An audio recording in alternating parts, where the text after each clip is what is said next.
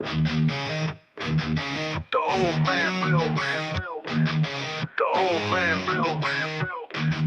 The old man built. The old man builds. The old man builds is broken in the head. People not seeing reality has put them in the red. Where conscious and spirituality been stricken from the norm and replaced with the ignorance of basic magnetic form. The geometry of God keeps running through his head. That's what makes old man builds broken in the head. The old man builds. The old man builds. Spheres of destiny are spinning in his mind, making him travel back and forth in time, battling the establishment for just a little recognition. Has him forcing the world to understand his premonition. That world will have all the technology in the end, even if it means his life will fail to instead. The old man builds. The old man builds. The old man. Hello everyone and welcome. My name is Nathan, otherwise known as the Old Man Builds. Guys, we're rocking it out with Atlantis today. It's going to be awesome. So let me put this up for everybody. And man, it was a good show, to be honest with you, man. We asked a ton of questions. So hopefully everybody got their question answered from last time, man.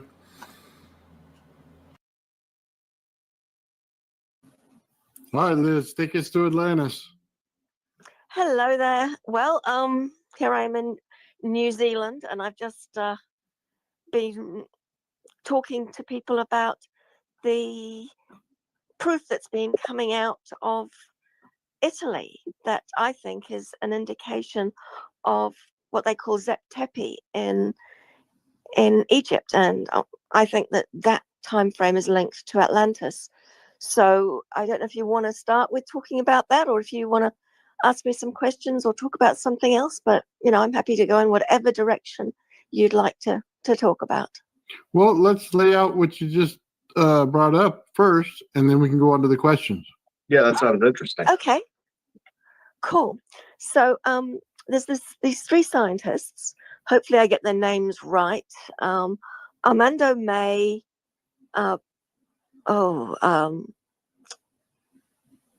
someone Malanga, and someone Biondi. This is just off the top of my head, trying to remember their names. Anyway, they got together and did a press release this last weekend, and they had been using satellite imagery in a technique called SAR scan. So it uses the ability to see micro movements in the earth so that you can actually identify cavities within the ground. And they had been targeting the Giza Plateau. A few years ago, they did one on the Great Pyramid, which was fabulous, and I did an episode on that. But this time, they targeted the middle pyramid of the Giza Plateau. And honestly, it blew my mind because it reinforced a lot of the things that I'd been saying in other episodes. And there was more that I didn't even know about in there. So basically, they found 5 what we would describe as king's chambers within the middle pyramid.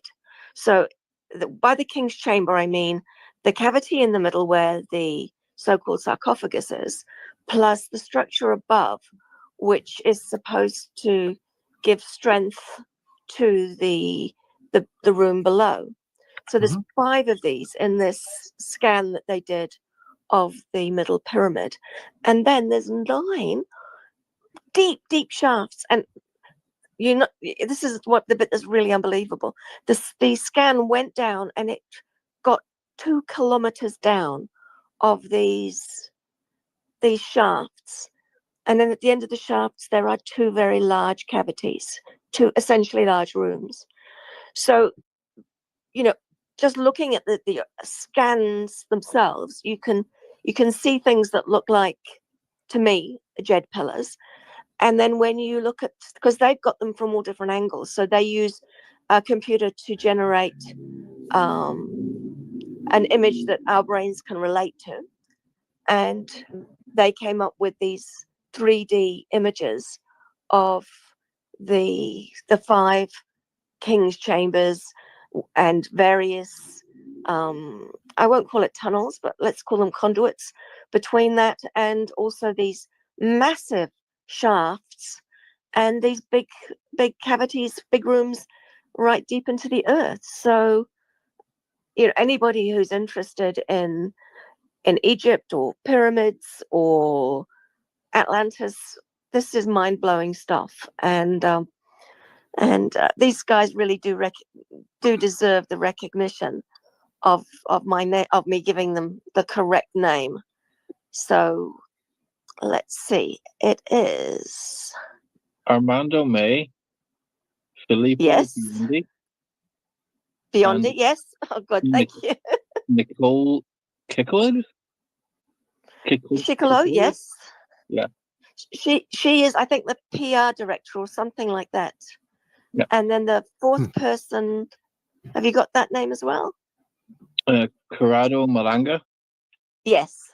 So Corrado Malanga, Armando May, Filippo Biondi, and Nicole Chicolo. Chicole. Oh, anyway. So the press release came out from Italy. And so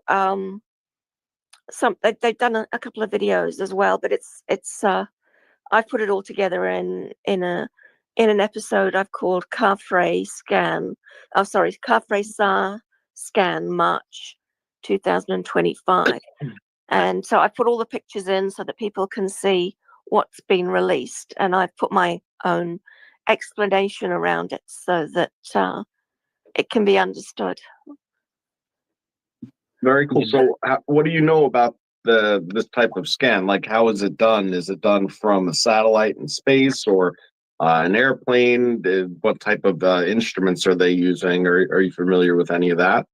Yes, it's using a satellite. And so the Giza Plateau is a great candidate because it's based on micro movements.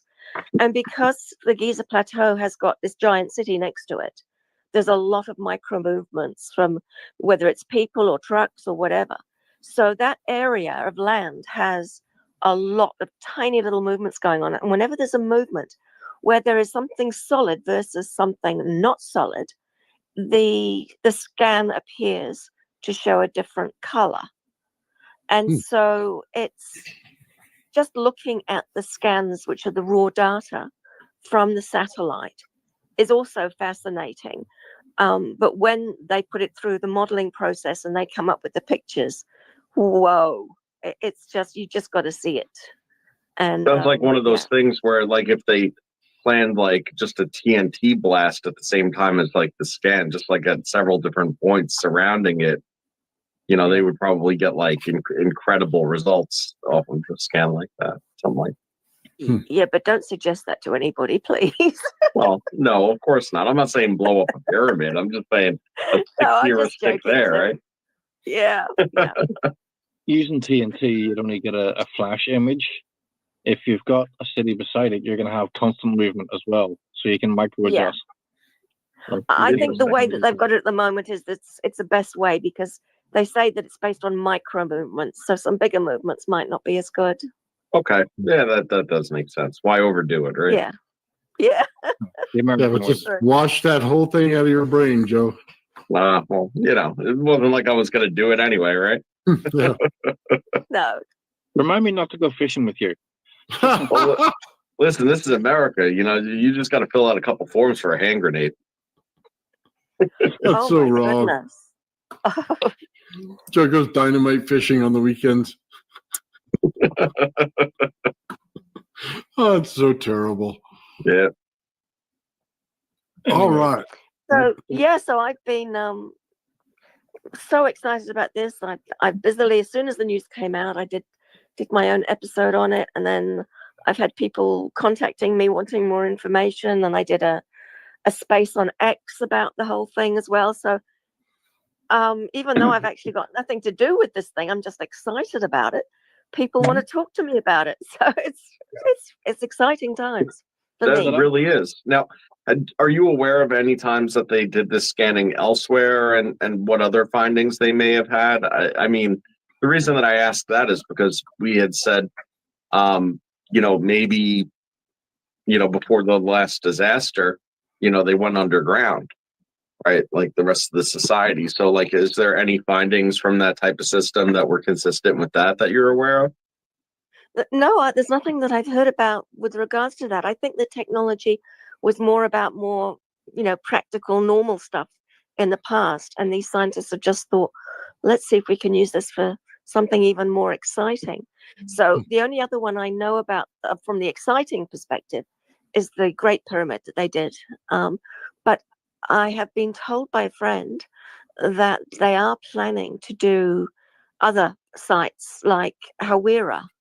So where they say that the labyrinth is, Ooh. and so I don't. That's just hearsay. So I don't know if they're actually going to do Hawira, but oh boy, if they did, I would.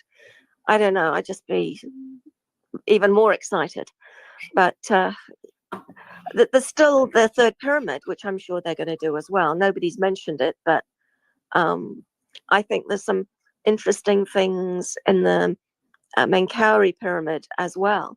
So, I mean, so far we've only got Khufu and Khafre, but if we can add Menkaure to it, and even the location of over the Sphinx, because from my perspective, that's also a very important place, because that's where some of my other dreams are located, me going in there, trying to find ancient technology to retrieve and prevent the dynastic Egyptians from getting their hands on it.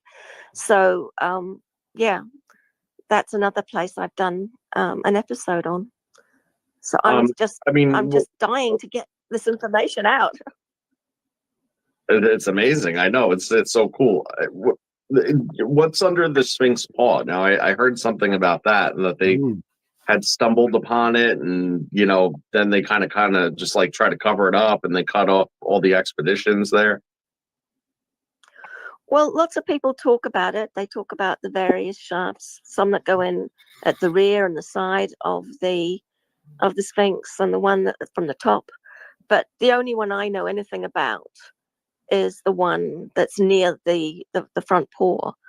And I noticed that there's like boards and things over there, and I couldn't see anything that even vaguely looked like what I had seen in my dream, but it was all pretty much covered up, so I couldn't verify it. Not only that, but the paws are longer than the paws were in my dream regression. So to me, I think someone has extended the length of the paws. The Egyptologists say the paws are from the dynastic Egyptians.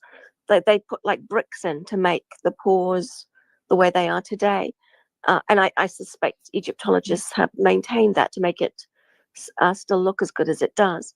But my gut feeling is that the entrance is either under a paw, or it's very close to the Sphinx Temple. The Sphinx Temple being next to the Valley Temple.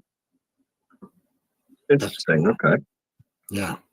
And once again, I couldn't get into the Sphinx Temple, the building at the front of the Sphinx either. I got lots of photos by positioning myself around the fence and and making myself look utterly ridiculous, trying to get as many photos as I could of the temple. But apparently it's one of those places where you've got to pay big money to enable you to go in and visit that location. I was able to go into the Valley Temple, and I spent a lot of time in there, and that's an amazing place as well. Now, did you see that particular statue while you were there? The one that has the light shining in from up above, and people say that there's like anomalies and stuff when you take a picture of it. I don't know what they call it exactly. Yes, that is the Sekhmet statue, and that is in Luxor. It's you've actually got to talk to an Egyptologist to even visit it, and they take you beyond the main temple out, and you walk right to the end of one corner, and then this guy unlocks this gate for you and takes you in, and in there's 3 rooms. One has a damaged statue of Ptah in there. The other room is empty, And the third room has the most beautiful statue of Sekhmet. It's very green looking stone, and it just emanates with energy. It is the most amazing place. My first visit there, I fainted, and they took me outside and they said, "Oh, it's just that you're dehydrated." So my second time I was a bit nervous and I went in, but wow, yeah, that is a place to visit. Yeah, Liz, when you were over in Egypt there a few months back, you said you were talking to some of the Egyptologists and archaeologists there. Are you still in touch with any of them? Oh yes, I'm in touch with all of them. I Have you made some been really good discussing- friends while I was over there. Have you been discussing that SAR scans with them? Oh, no, I haven't, Yeah. because I want them to stay friends. Oh, Generally, the consensus with the Egyptologists is that they don't speak about it. And those who do might say, well, it's all in the interpretation of the scan. They can't ridicule the technology because that's solid. But they can say, oh, those models, they might be misinterpreting the data. But no, I haven't discussed it with any of them this time round because, you know, they have to maintain their position in Egypt, and they can't be saying anything about this stuff that's considered left field. So I don't ask them they did questions that I consider think could you- get them into trouble. No, they did consider you to be an expert, so they might share things with you they wouldn't necessarily share in public. Yeah, but my expertise that I'm viewed as an expert on is a guy called Khayyam Wasset. And so this is kind of outside my identified area of expertise. So Yeah, I mean, I've heard at least that, like you said, that they have to kind of maintain a status quo. That there's certain things that if you're kind of even caught saying in the proximity on film and things like that, or asking a question in exactly. a group about, they'll shut that conversation down immediately, and if you continue, you'll be out, and that's that. Because they like maintain that Egyptians built the pyramids, you know. So if you bring up out of left field that they didn't build it because it was built by a prior Exactly. civilization, they're not going to want to hear that. If you say that slave Jews built the pyramids, they don't want to hear that. If you say that that there's extra purpose to the pyramids, they don't want to hear that. So it's like it's just all encompassing. Indeed. But I have a very different perspective on what they're doing than most of the alternative researchers. I think most alternative researchers do not have anything nice to say about Zahi Hawass, but I do. I actually think that he is doing a lot of things that need to be done to protect the world from some of the technology that's down there. And it's not going to the military. If it was going to the military, we'd eventually hear about it. So even though I don't know this officially, I actually think that he portrays himself as the bad guy in order to protect some of these places that might have the ancient technology. But it's just my opinion. So, you know. Well, in your opinion, do you think that they know a lot more than they lead on, or do they just speculate? Of course. Yeah, No, they know a they lot more. definitely know. I have no doubts that they know.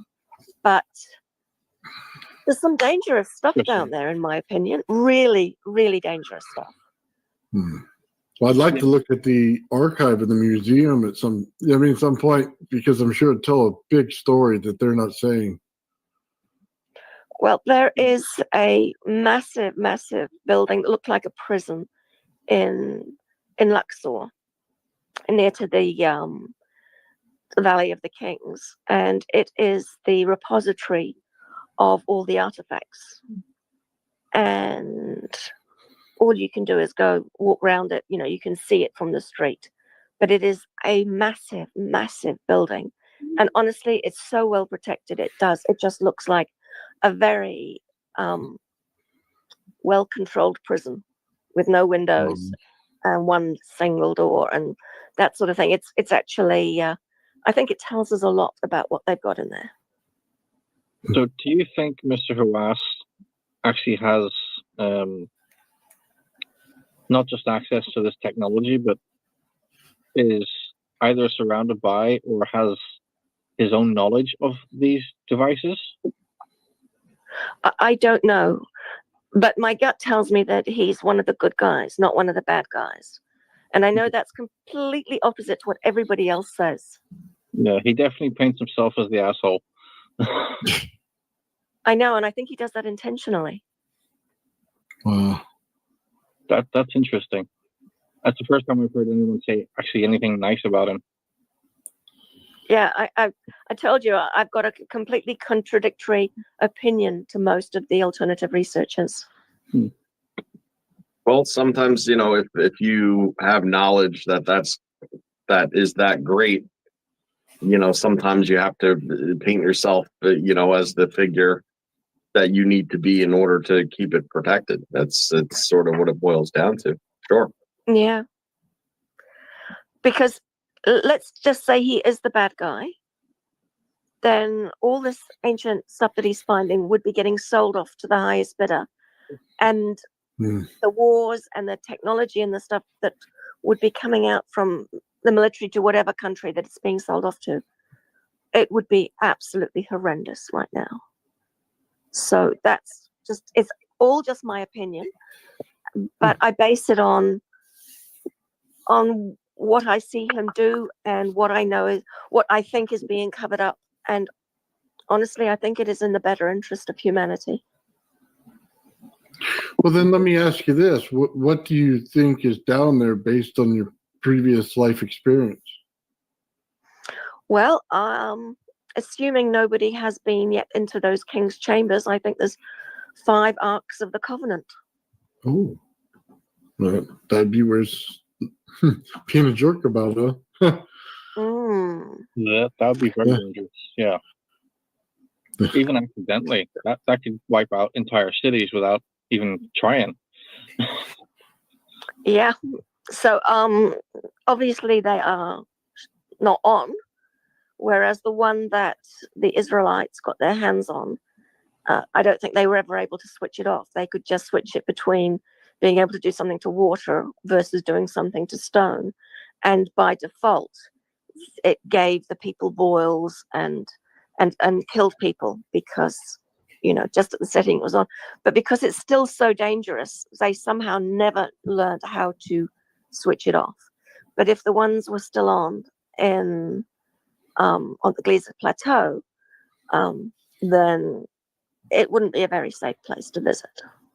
Now, So would all those the are Arks of the Covenant look the same, or? Not necessarily, but they would be basically doing the same thing, and they would have to be in a protective kind of box, and it kind of. Do you want to explain a bit more about what the Ark of the Covenant are? So I know you've spoken before about them being powered by crystals, but what are they? Well, some people call it God in a box.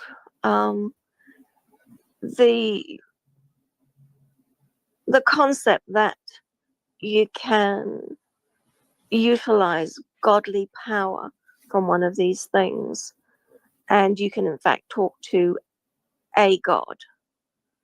I use that term delicately. I don't want to offend anyone, but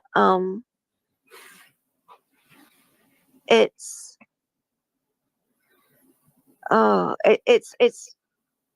too hard to really put it into a nutshell because there's so much to it. It's vibrational frequency technology, which, if used in a way, can be destructive, but in used in another way, it can be creative and a thing of good. So I guess it's very similar to nuclear power in that respect, but it's not nuclear power.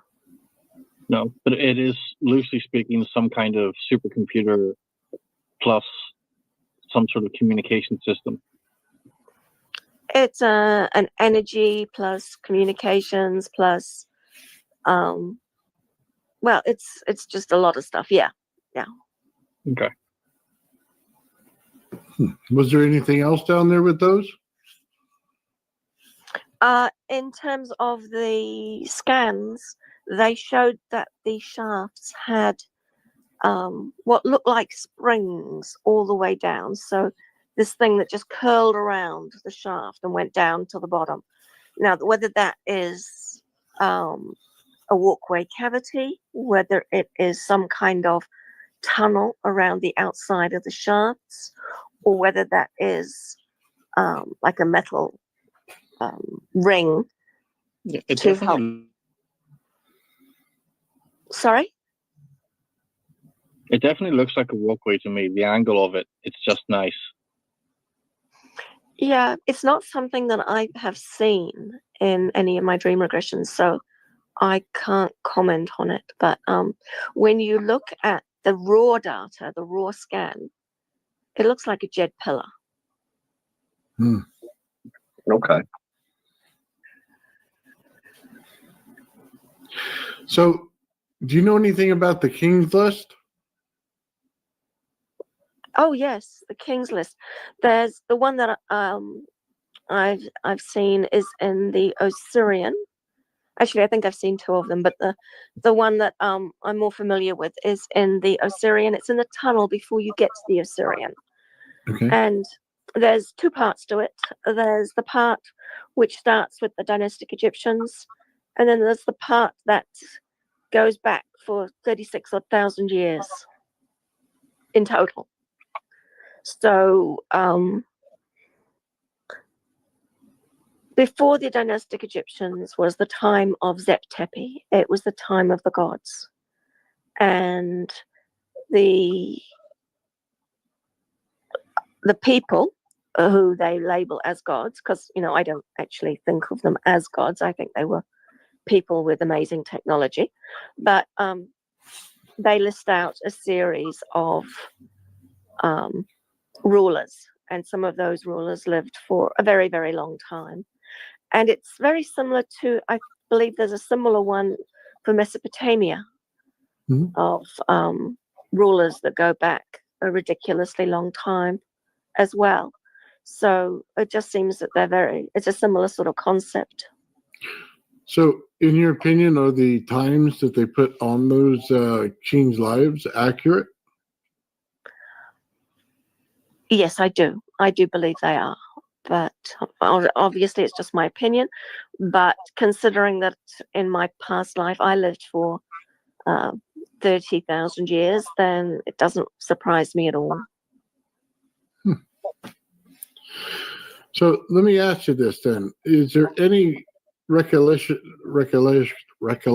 from any Atlantean of where you guys would have come from? Was it from the Earth, or was it from a distant planet, or anything odd like that comes up?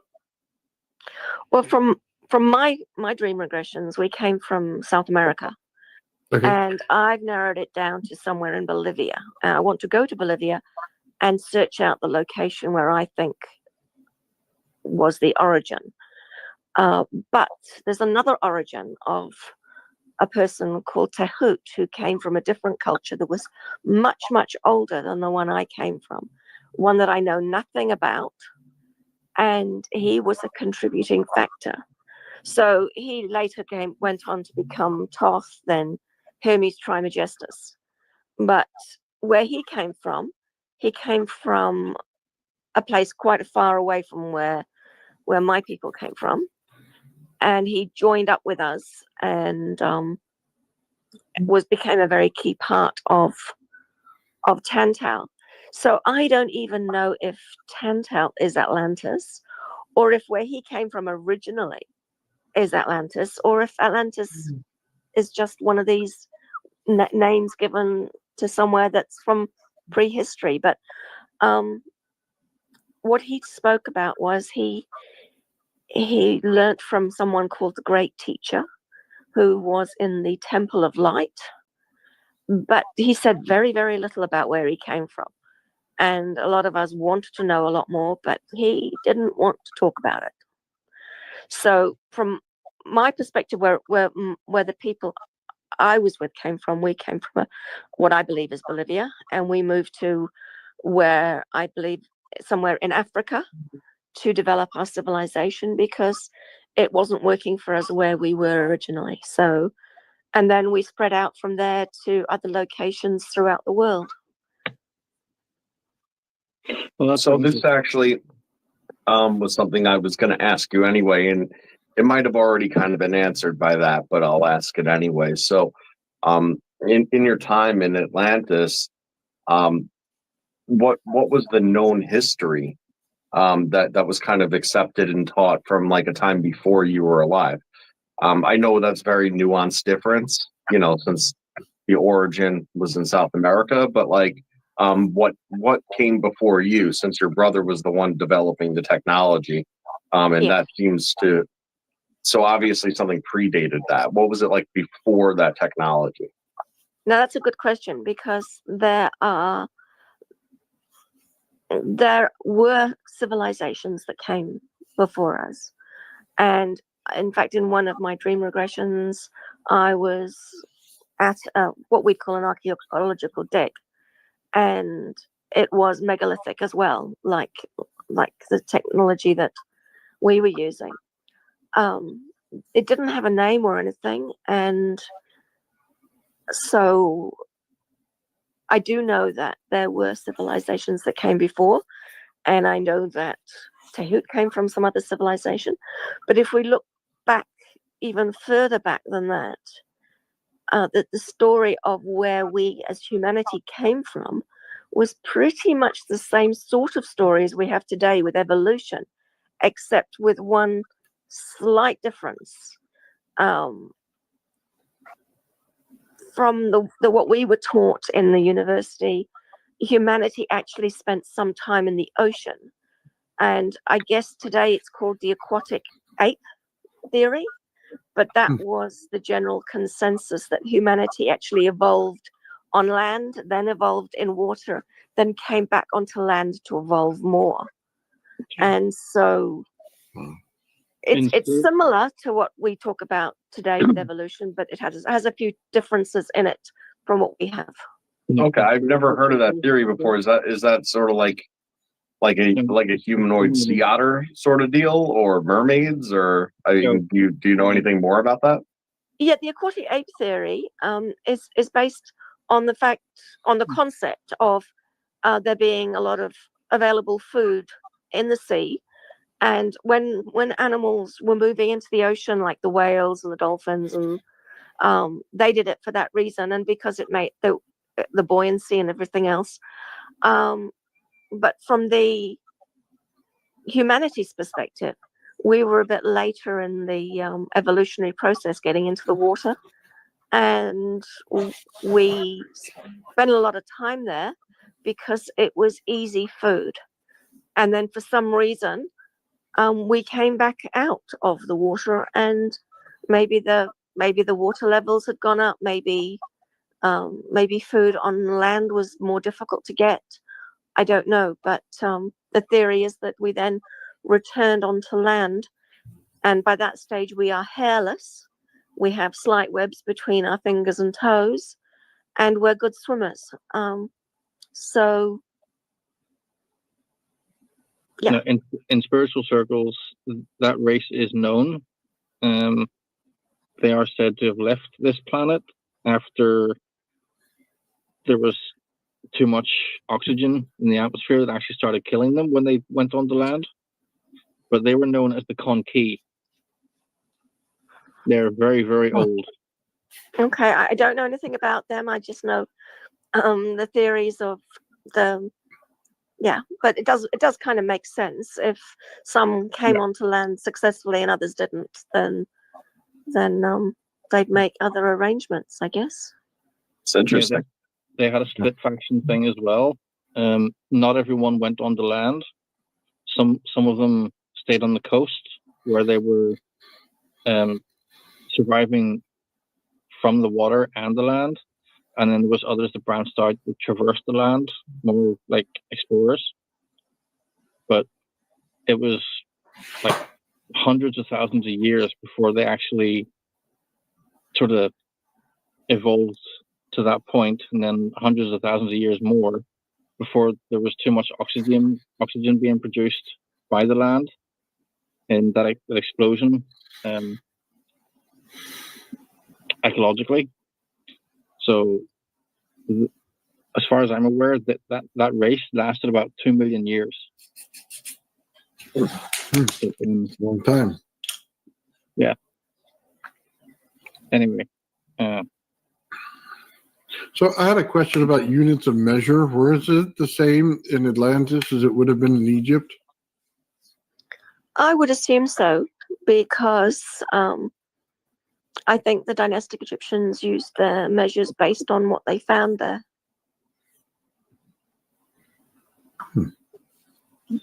Do you recall what those like measures were? No, I don't. Like the cubit or something like that? That would be my guess. I was just thinking more along the lines of if it was like more like the imperial system where it's fraction based, or if it's more based off of a 10. I think it was a combination of a 10 and a 360. So a lot of the bits of math that I can remember is 360, but it's because I don't have a brain that can really, in this incarnation cope that well with it, and I don't have any training. I just see snippets of these sorts of things. So making sense of them can be very difficult. I actually wish that I hadn't become a chartered accountant and I had become an electrical engineer or something like that, because I think this would have made a lot more sense to me, the things that I've seen. Never too late to start tinkering. Oh, well, it might be a bit. I've got so much on my plate as it is. I think studying electrical engineering might be a bit much for me now, time-wise, I mean. It's fair. So I have a question about the Sabu disc, the one that you looked at in Egypt in the case. Yep. So what was that for? Okay, so the one that's in the case, from my perspective, is a replica, a beautifully made stone replica of more ancient technology that the dynastic Egyptians had found, but we didn't want them to keep. So we gave them something just as appealing to look at with a practical function, which we gave them this amazing oil that that lit up, but didn't burn.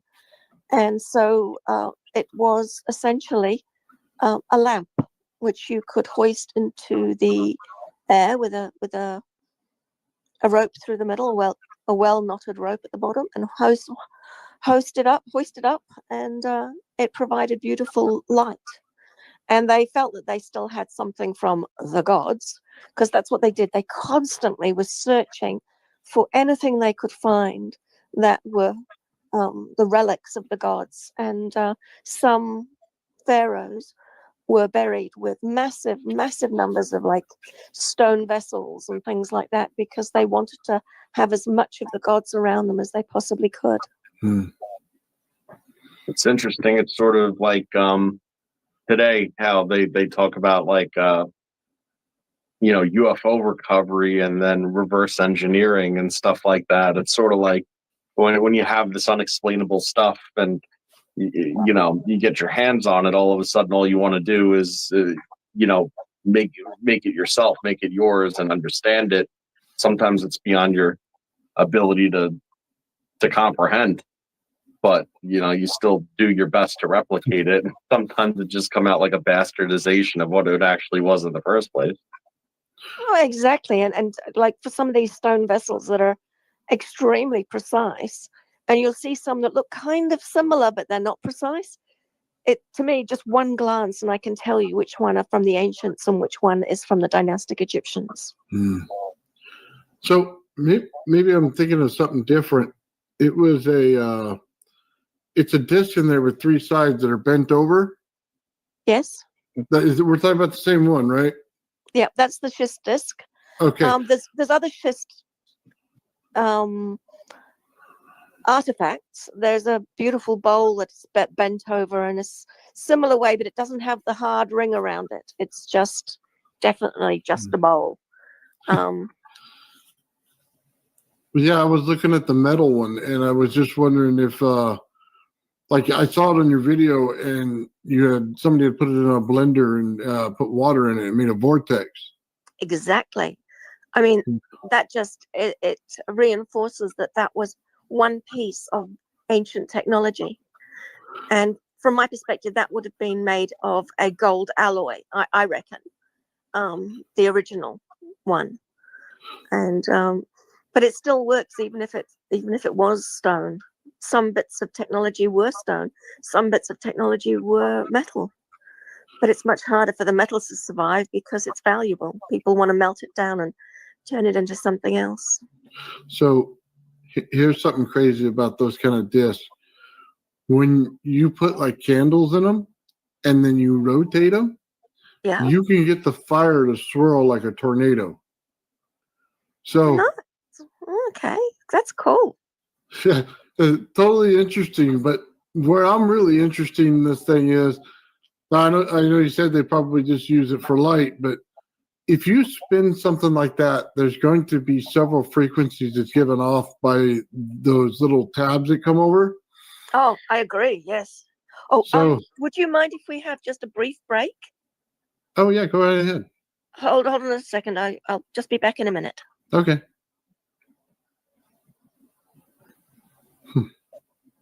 Interesting. That's a good point that you're bringing up there. I'm trying. Yeah, no, I know where you're going with it. It's very cool. Well, I want to know how it acts as gold, because remember she said different things built out of different materials act differently. Well, if you have it, it's a circle, but it's got three, right? It's got three pieces that are peeled over. So, to me right away, my head jumps to what has that structure, what has that molecular structure, because that would probably be something that would likely end up in resonance with it if the proportions, the ratios are correct. Well, it's interesting. If you had two of them, you get 6 frequencies. Now we're talking crystal. You know what I mean? But Yeah. 3 would be like a pyramidal structure or something like that, or maybe not pyramid, but just triangle structure. Well, if you're talking about anti-gravity, you're going to need 3 to stabilize it. Yeah, but you know what else I just realized too? What's associated with 3 is Kagome lattices. So remember, like the Hubert Smithite? Yes. Yeah. That's true. So that's 3s and 5s. So 3s and 5s. A total of 8 altogether. And then they would fit stacked one next to the next to the next to the. And what that creates is a repeating spiralitic pattern that has no defined sequence. Oh. I don't know if that's related or not, but it's postulation. Anyway, well. Okay, Liz, we were talking about that Sabu disc in Egypt. So I wanted to know, if you spun it fast enough, would you get a bunch of frequencies off of it? It would be very gentle, but yes, I would say you would. And my guess, because I don't know this from any of my dream regressions or anything, is that if it had a purpose, it would be to make people less barbaric. It would tune into them to make them, to help people to become more civilized. But that's completely a guess. I have absolutely no knowledge on that. You were just discussing in the background here. You had said different materials would do different things. So if that one was made of stone or say copper or brass, what would happen if it was made out of gold? Well, I think it was part of some larger machine that I haven't been able to work out which machine, but I'm guessing that it's something to do with the larger flying machines. That'd be one of my guesses as well. The being that it creates a vortex, and some of these things that I work on, just so you know, you take a disc and you rotate it and you put some energy on it, and it'll start singing to you. But when you have more than one thing that's in resonance with each other, you don't need to put energy on it. It creates its own. Yep. And it's that combination which is so critical. Yes. That's why I asked about this. Always interested in the technology part. Yeah, but that idea of making people less violent, that's kind of Tesla level of thinking as well, because he was known, or it was said that he spent a lot of time developing similar technology to put in his school. And there's some school in America that still has this sort of like background running technology that entrains the brain, because these frequencies are constantly running in the background. And I'm guessing it would be the Schumann resonance. Makes sense to me. Right. If you look at sort of just frequency technologies that we know about today, it could be used for all sorts of different effects depending on what it's tuned in for generally. And, you look at Havana syndrome and things like that, things that are like proven and known. It was like literally a frequency attack. Yeah. But if you were trying to make a civilization smarter, you'd start by making them calmer. That makes sense to me. Indeed. Well, I don't know that I agree with that, actually. No? No, I think that you want calm people when you need people under control. And when you need people under control, then you can have them proceed in the direction that, society dictates. So I don't, and those are usually conditions that are, less spirited, so to speak. It's not like the desire and the will of the people, coming to fruition through their creativity and efforts. It just happens to be a bunch of docile people that tend to be otherwise content and compliant. So I don't know. I don't know about that, because most of society at the minute is controlled, but it's not through being calm. They're putting people out of a state of calm and putting them into states of fear. That's how you control people, by controlling what they're afraid of. I think it's a balancing act. Right. Too much either way, like anything. That's what you're saying there isn't wrong either. But, but if you throw society into a state of just generalized docility, that's not a good thing either, because then everyone becomes blasé and content. So, it sounds nicer, though, for what it's worth.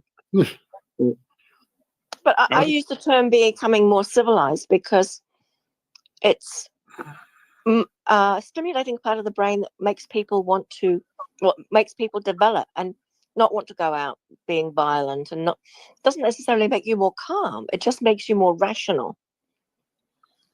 Well, there you go.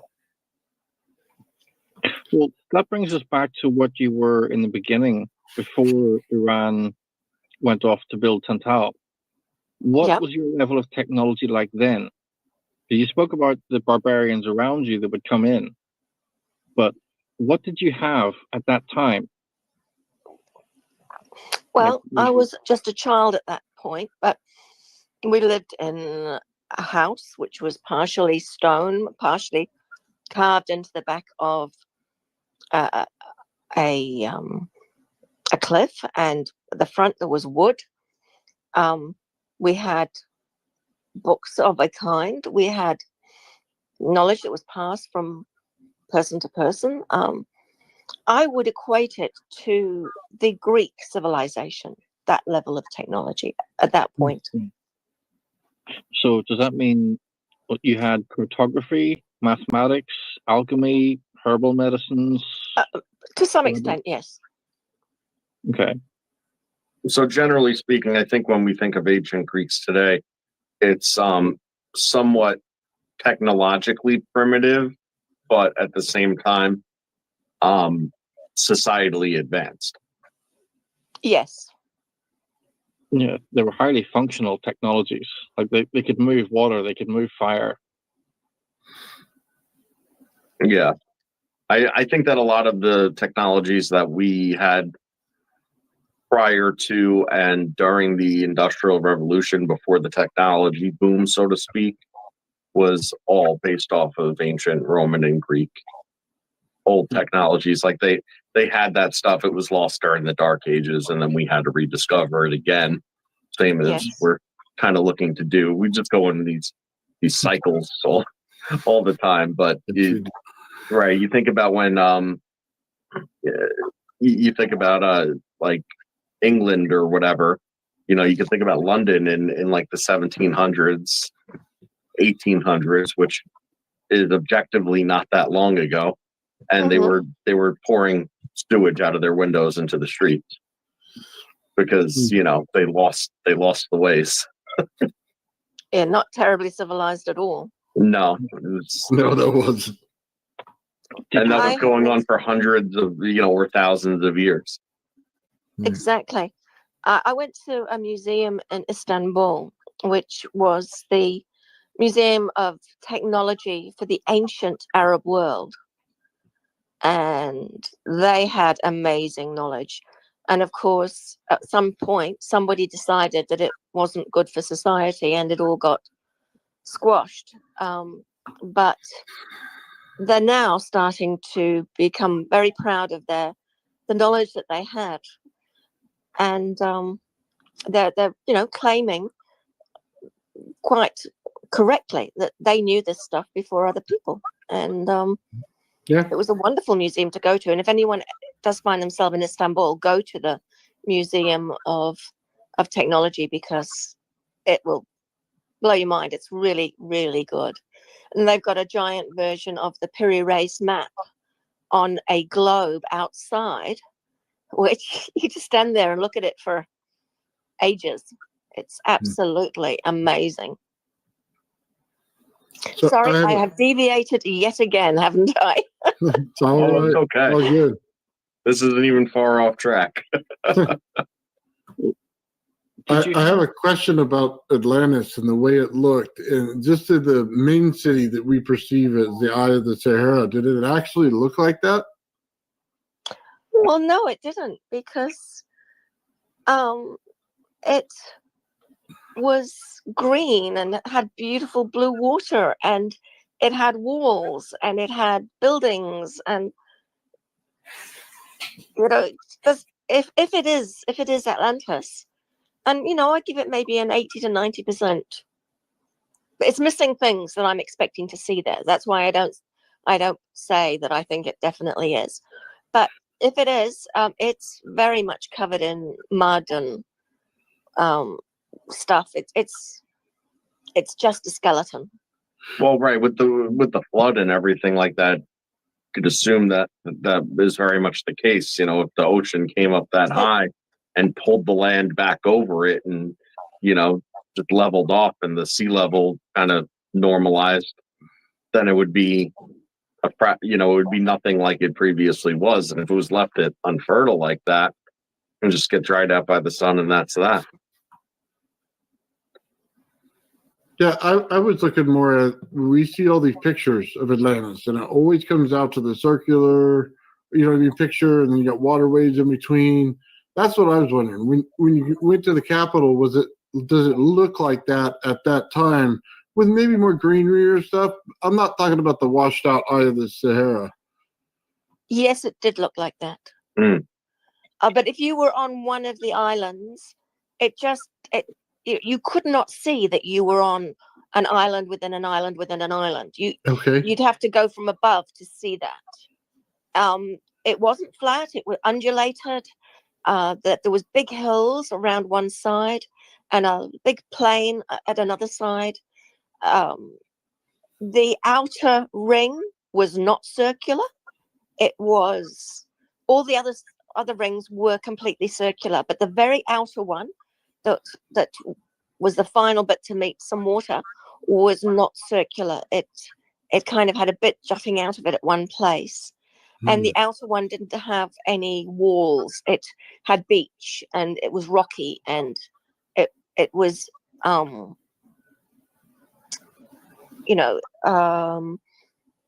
irregular is the best word.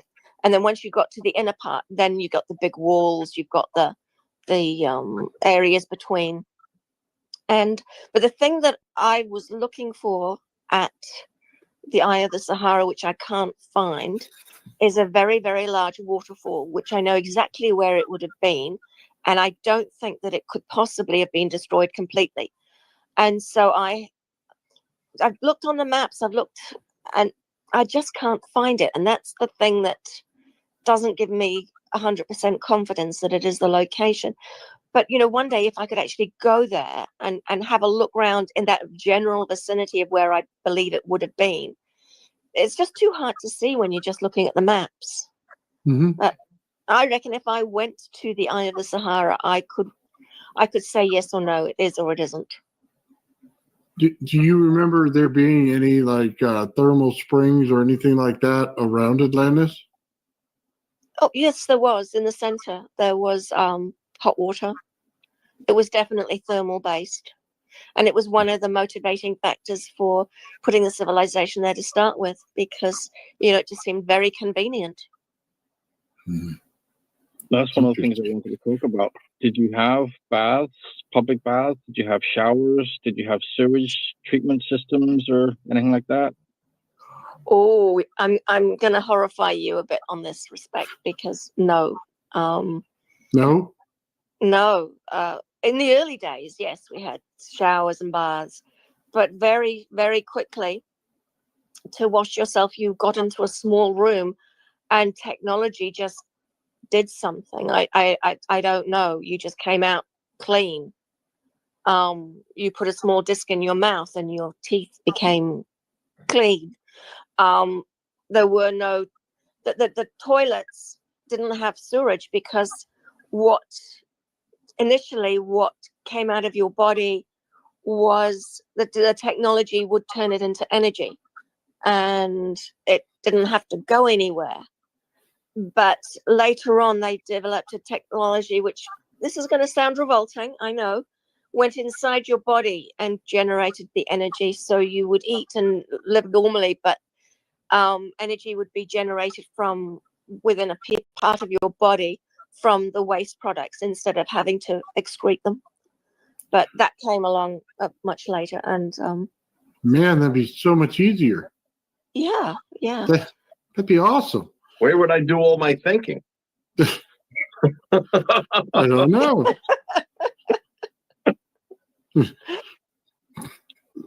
Oh, it's terrible. Oh, energy from your bum. That's good.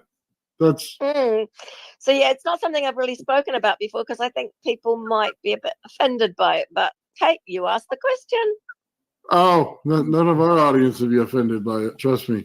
Cool. That's one of the most interesting things I've heard of ever. Because you would think aliens and stuff or advanced civilizations had to get rid of that problem, but apparently they did. Now, the idea of another interesting thing on that subject is that when I go to the museums in Egypt, I see certain stone items that I know were Egyptian toilets. And the Egyptologists don't actually know that that's what they were.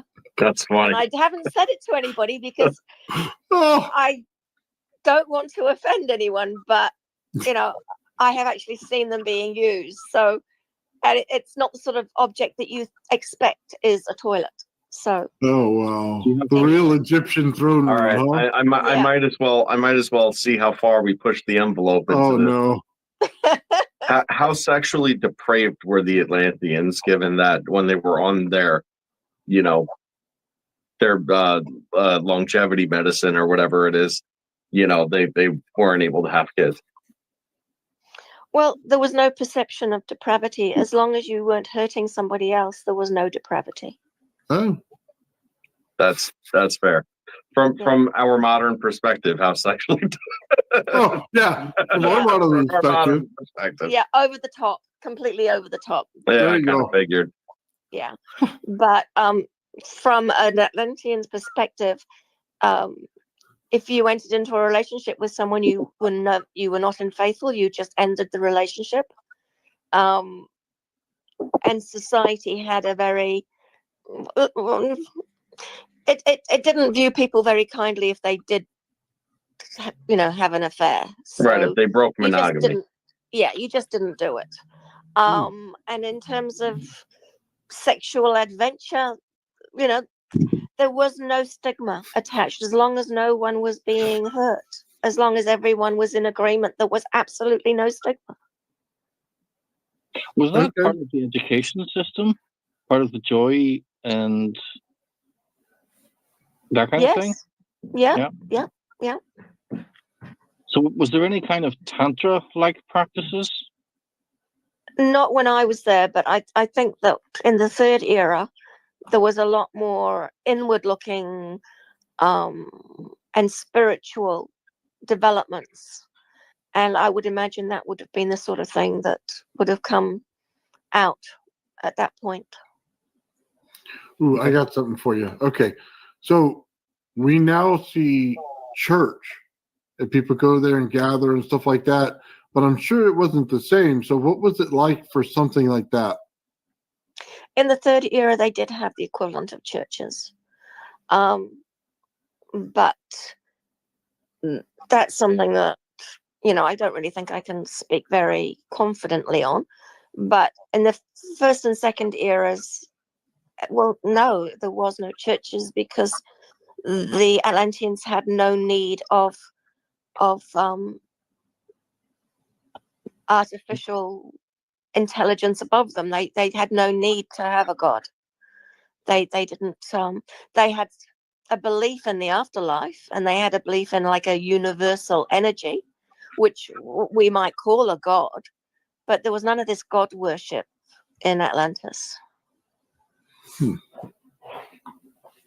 Until the third era, and then Japan came along and that all changed. So, but I want to talk about two other technologies. The Antikythera mechanism is probably one of the most famous old technologies that had gears and it was tracking celestial movements. But another one was the Roman tetrahedron, I think it was called. Yeah. Are you familiar with that? Yeah, I'm familiar with both. Yeah. The dodecahedron, that's the one. Do you know what they were? Well, obviously the Antikythera mechanism is a gear-based computer, which they were able to put in the ancient knowledge. So getting that knowledge is the biggest question, not how they built the machine. Because if you have a knowledge in gears and things like that, you will eventually be able to create something along those lines. But the challenge is, how did they get the information that they put in to the actual computer, the gear-based computer? And that is the big question. And then the answer is that it was much, much more ancient information. Achieving a gear-based, just take a wristwatch, for example. How many hundreds of years did it take us to be able to work out how to make a wristwatch? And of course, the Swiss became absolutely brilliant at it. So it's not the actual gear mechanisms that's the challenge. It's the knowledge that they put into the machine to create the information that they wanted, which is, but people don't talk about that. They talk about, oh, isn't it amazing that they had like an ancient computer? But yeah, it's only useful if you've got the information in there that'll provide you with what you want to get out the other end. Well, that leads me on to two other questions I had. As you had the Greek technology level, Did you have microscopes and telescopes? Sort So of, something not similar. like we have today. So no, not like we have today.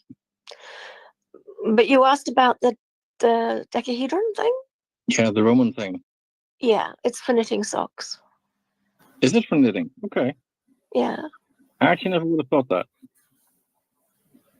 Somebody said that it was for knitting too, and they showed examples of it. I thought that was crazy, but I guess not.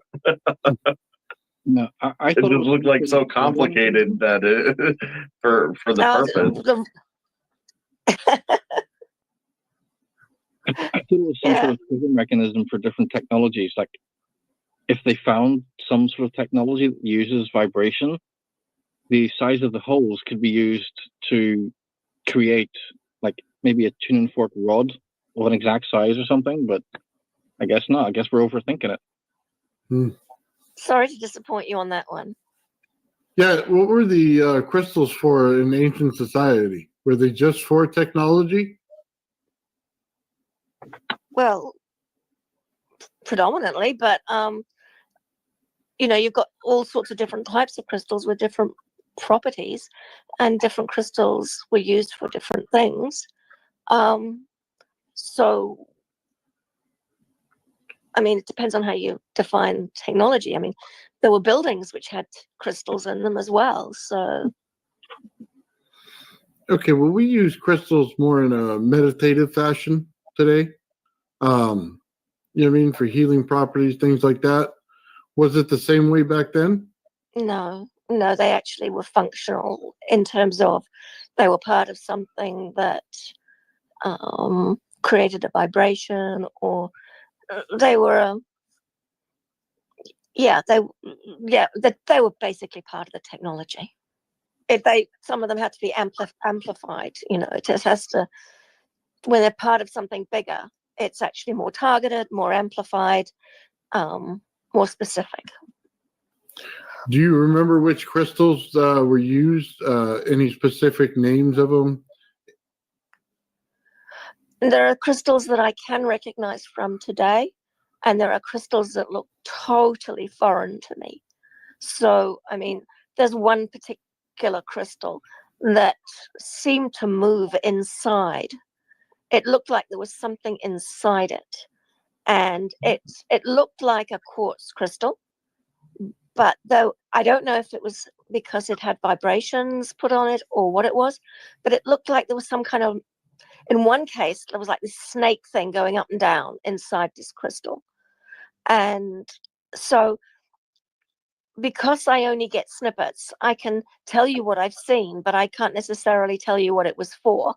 I've seen another crystal which was like a circular donut thing, which could be used in a healing way. But in terms of specific which crystals for which, most of the crystals in practical purposes were either quartz or what's that black crystal? Tourmaline or It's not coming to me, but the Obsidian, maybe. obsidian. Yeah. Obsidian. So they were the two ones that were kind of really easy for me to identify and were used a lot. But there were other crystal colors. There were green ones. There was red ones. I've assumed green ones to be emerald based and red ones to be ruby based, but I don't actually know that. It's definitely a case of specific crystals for specific purposes. Was there ever a time that you remember that Atlantis had to use like force or was involved in like a war or conflict with either another civilization or maybe the tribal people or amongst themselves? Oh, yes, there's a very good example. In the third era, most of the people had already, well, a good chunk of people had left Atlantis and were in different locations. I think I was in Athens, but it was called Nice. And it was one of the locations. There was another location in Italy, in the I think in the hills and the mountains or somewhere, and a few other locations like Turkey and Egypt.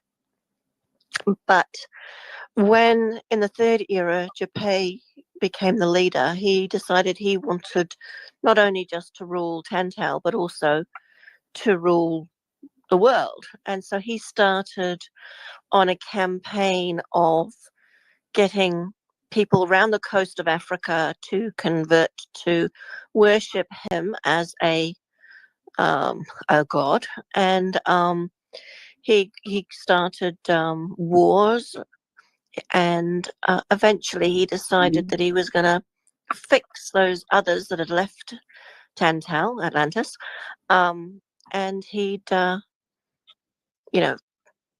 get them under his umbrella, and then he'd keep going. So but this is towards the end of Atlantis, the end of the third era. Anyway, so he decided that he would attack the people who were in Nice, and luckily we had the support of my brother and Tehut, and we had technology that he wasn't expecting. So even though he had some pretty nasty technology, anything that he fired at us just came straight back to wherever it had originated. And so the people he had fighting, weren't very keen on having what they'd sent returned to them.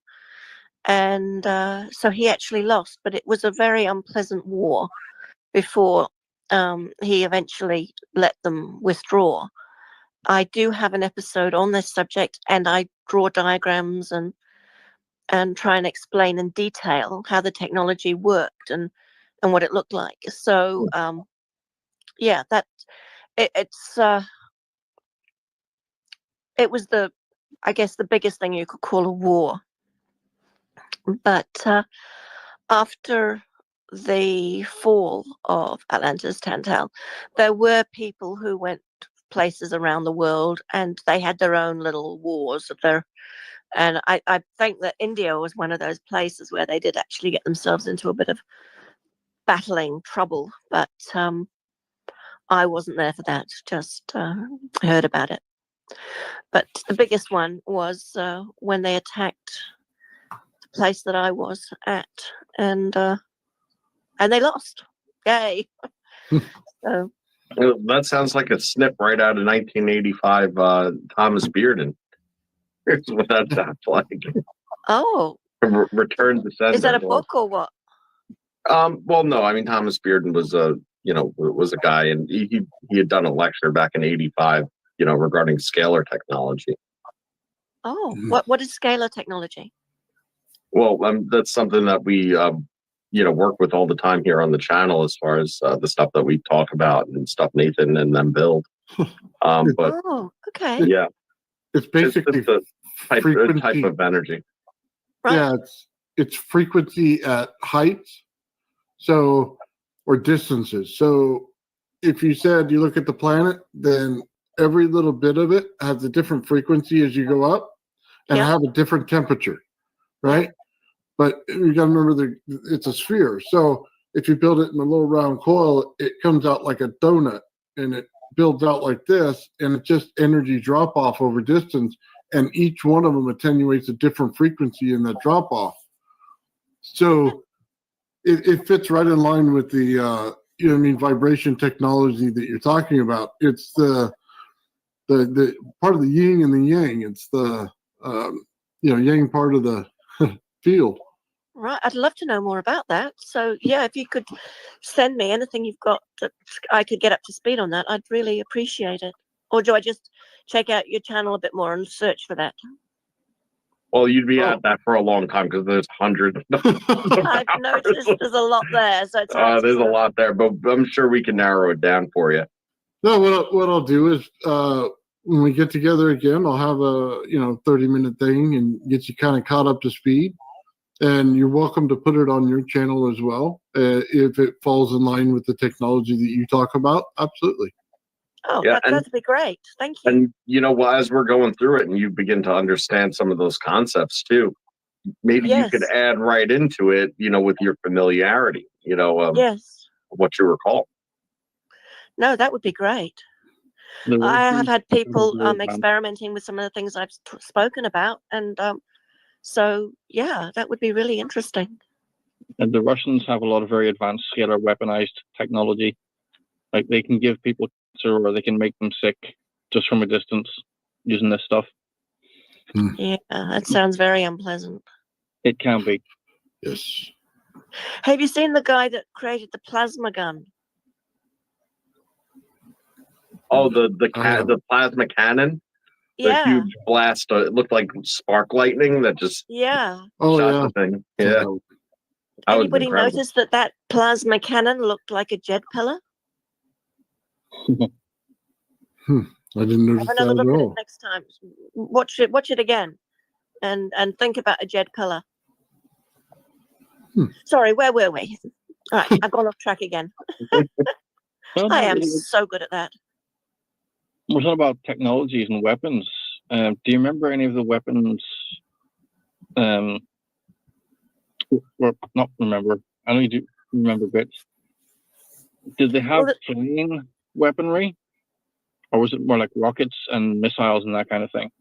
The thing you got to understand is the weapons were never even considered. There wasn't even a word for it in our vocabulary until the Third Era, and that's when Japan started doing tests, and most of those tests were done in Egypt, and he started trying to get more and more dangerous stuff together, and there were the equivalent of rockets and things, but it wasn't like a big blast and it shoots into the sky. It used a whole different technology. So when it came to deviating a meteor that was on the way here, it was different technology to the sort that we would use today. And sadly, if Japan had actually listened to his scientists, the disaster that completely destroyed Atlantis would not have occurred. So what destroyed it? Well, it was a combination of factors, from a very large impact, then earthquakes followed by a tsunami. There were multiple impacts, and there would have been more of them, but the scientists had actually managed to deflect some earlier ones, and they weren't working on what Japan wanted them to be working on. Japan wanted them working on weapons. Instead, they were working on saving the world. And so he put every one of them to death. And so when the next lot of meteors turned up, there was no one to deflect them.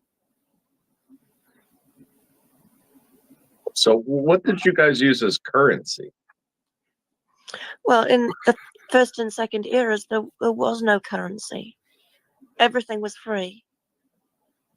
And it's kind of hard to comprehend in our world today, but you wanted something, you just asked for it. There was no currency.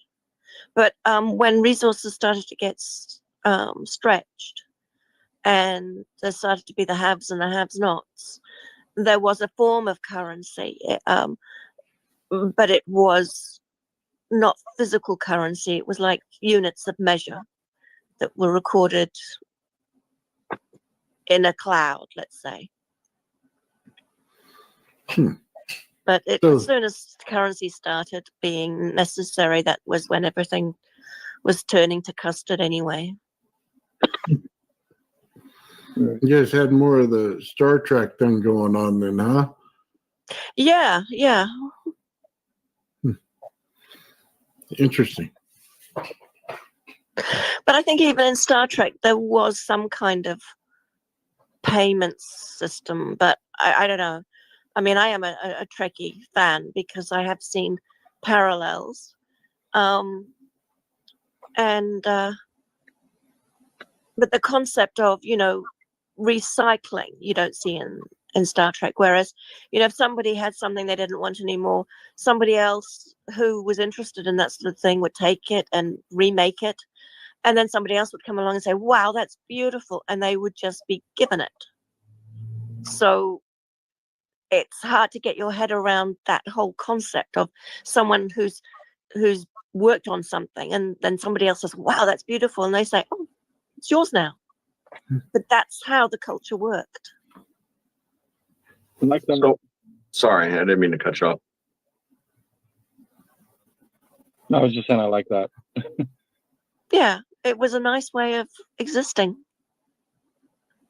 And one of the reasons that I feel so very uncomfortable in this life is that it just feels, to me, this life feels very alien to me. It just feels, there's just so many things that just don't feel right.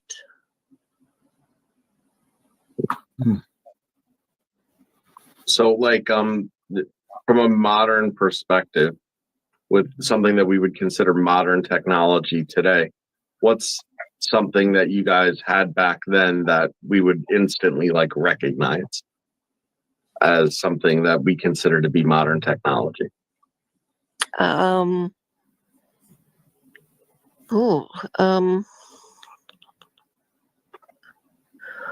I guess, yeah, it's hard to say, really. I mean, there's the watches, but they weren't just for telling the time.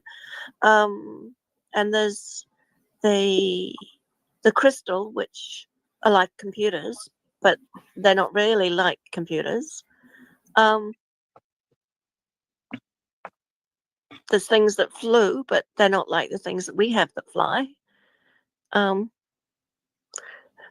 We had no roads. Roads were not necessary except pathways for people walking, because we didn't have the equivalent of cars. We didn't drive.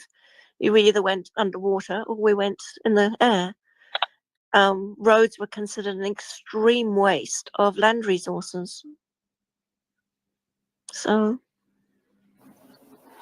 It probably kept you safe from the tribal people too. To give them, yeah. I mean, the It's a direct tribal path. people couldn't really get anywhere near us. We were very well protected from them. But we, much as we, didn't want to interfere with them, we certainly never wished them any harm either. So You mentioned their time. In our modern society, everything is set to a time. Like, did you get in trouble if you weren't at school in time and stuff like that? Or did you not track time in the same way? no, people respected time. So, I mean, it wasn't that you got into trouble. It's just that it was considered disrespectful. If you'd agreed to meet someone at a certain time and you didn't turn up, it was just disrespectful. like, what was like the ethnicities of people? Was it sort of a mixed bag, or was it more one ethnicity or another? Well, at the start, it was mainly, dark skinned, a lot of red hair.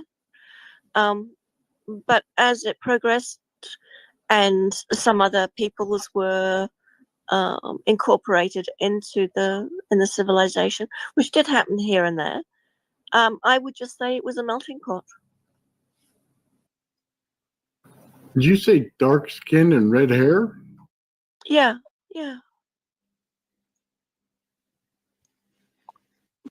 I didn't have red hair, but my brother had red hair. Okay. You're sort of darkish coffee color. When I looked in the mirror, my skin was a darkish coffee color. Okay.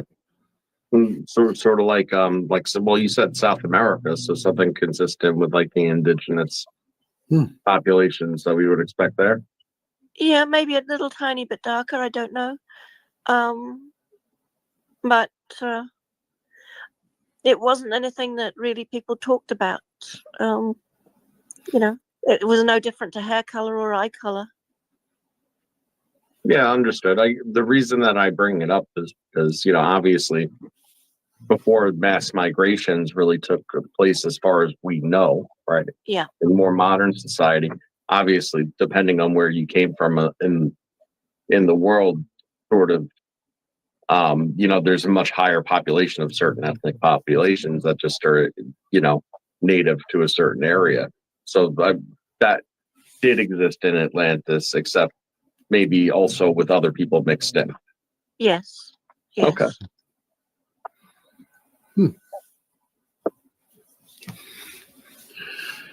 Just threw me off with the red hair was all. It's usually like you get somebody that's like super pale and they got red hair. You know what I mean? Yeah. No, it is interesting from today's perspective. Yes. That's also like a hyper specific gene also, which is interesting. That's usually attached to being. Yeah. Yeah. So it's something seemingly lost in the mix there. Right. Through the test of time. Okay. Cool with me, man. Oh. We're all discussing ancient DNA. That's funny. Yeah, no. So what? It would make sense then when you're looking for your flower that you'd look for it in South America then, because exactly. Yes. Yeah. Okay. Here's a silly question. What did you sleep on? Like, modern mattresses seem like the only way, that like I feel like an Atlantean could possibly get 30,000 years worth of good night's rest. Right. Well, it wasn't the same, but there was still beds. Yeah. But it looked different, but it was still, I mean, if you saw a bed in a hospital, for example, it doesn't look like a hospital bed for today, but there were still beds. Yeah. Well, at least it's not the cone heads where you sleep upside down or something, Oh, you never know. Right? No. People still slept, they still walked, they still sat down, Did they complain of their back pain? people would always find something to complain about. And no matter how good or how fortunate a person is in life, there'll always be something that they complain about, and I think that was one of the problems with the fall of the first era, was because people had it very good, but they still found things to complain about, and eventually those things that they were complaining about became so important to them that there was a big change in the civilization. So now, with such abundance and almost like ask for it and you shall receive, what was everybody's role in society of making that abundance possible? And how does that play a role? Because if there was no hierarchy, then the same person that's making the technology and the same person that's the farmer and the same person that makes the trinkets that you said, oh well, that's beautiful, right? They're all on the same playing field, and is that their profession, or is that just something they're doing? Like how does that society keep up with such abundance? okay, well, if you think about the person who's let's say recycling and goes and finds things that are broken and fixes them and then gives them to someone else, 50 years earlier, they may have been the leader of one of the universities. They may have been running the whole crowd, and they thought, well, I'm going to have a change now. And people would just step into a role that they felt like doing at the time if the role was available. And if more than one person wanted the role, they would just discuss it and work out between them who should actually take on that role. And when they decided that, they really wanted to go and grow flowers for a while, they just say, I'm just going to move on and grow flowers for a while. There was always something interesting that you could do that would be useful to society. But, it was a change. I mean, they say a change is as good as a rest. And people would just move on from one thing and do something else. And maybe how did operating that way in society lead to such abundance?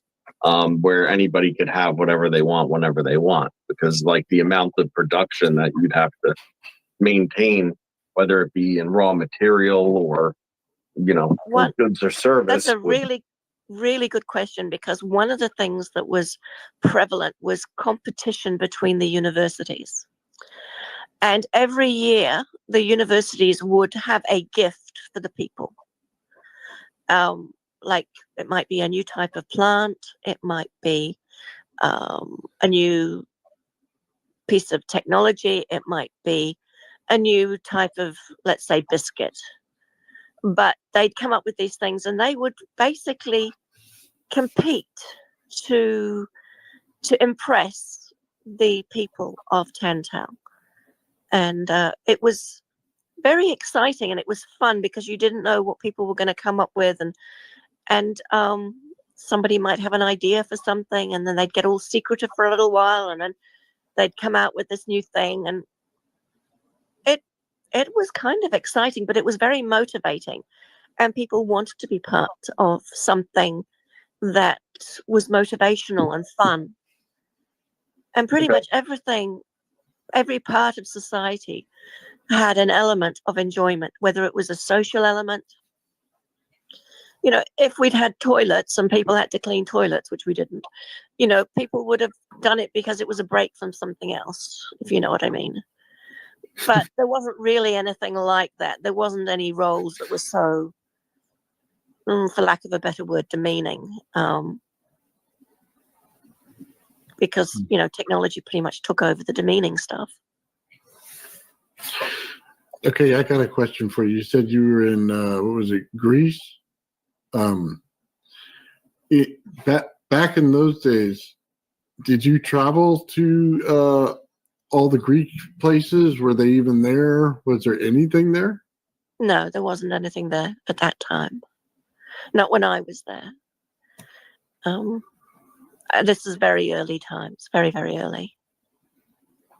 There were primitive peoples around, but, there wasn't a civilization like there was 2,000 years ago. I've got a question. Were what we consider to be the ancient civilizations like Athens or like Rome or any of those ancient civilizations, was that just advancement of what you would have considered the tribal people through time? Or yes. So that was what they worked themselves up to. Yes, but there were some, tribal people who were moderately advanced, even, 30,000 years ago. They had currency, which in the form of jewelry.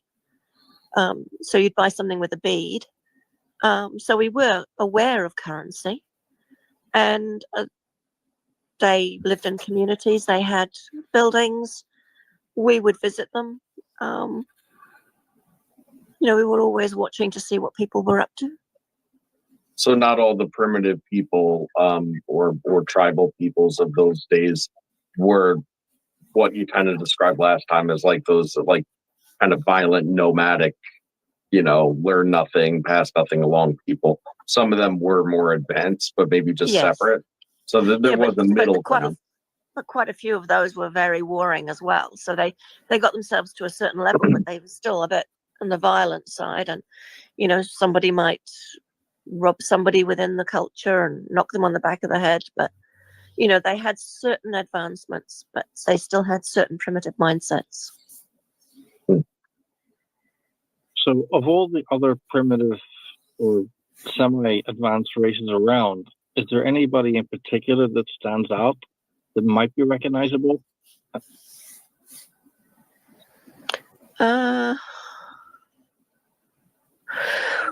Nothing that I can think of that's directly I could link to modern times. Yeah. I mean, that's one of the problems I have in working out the locations of the universities.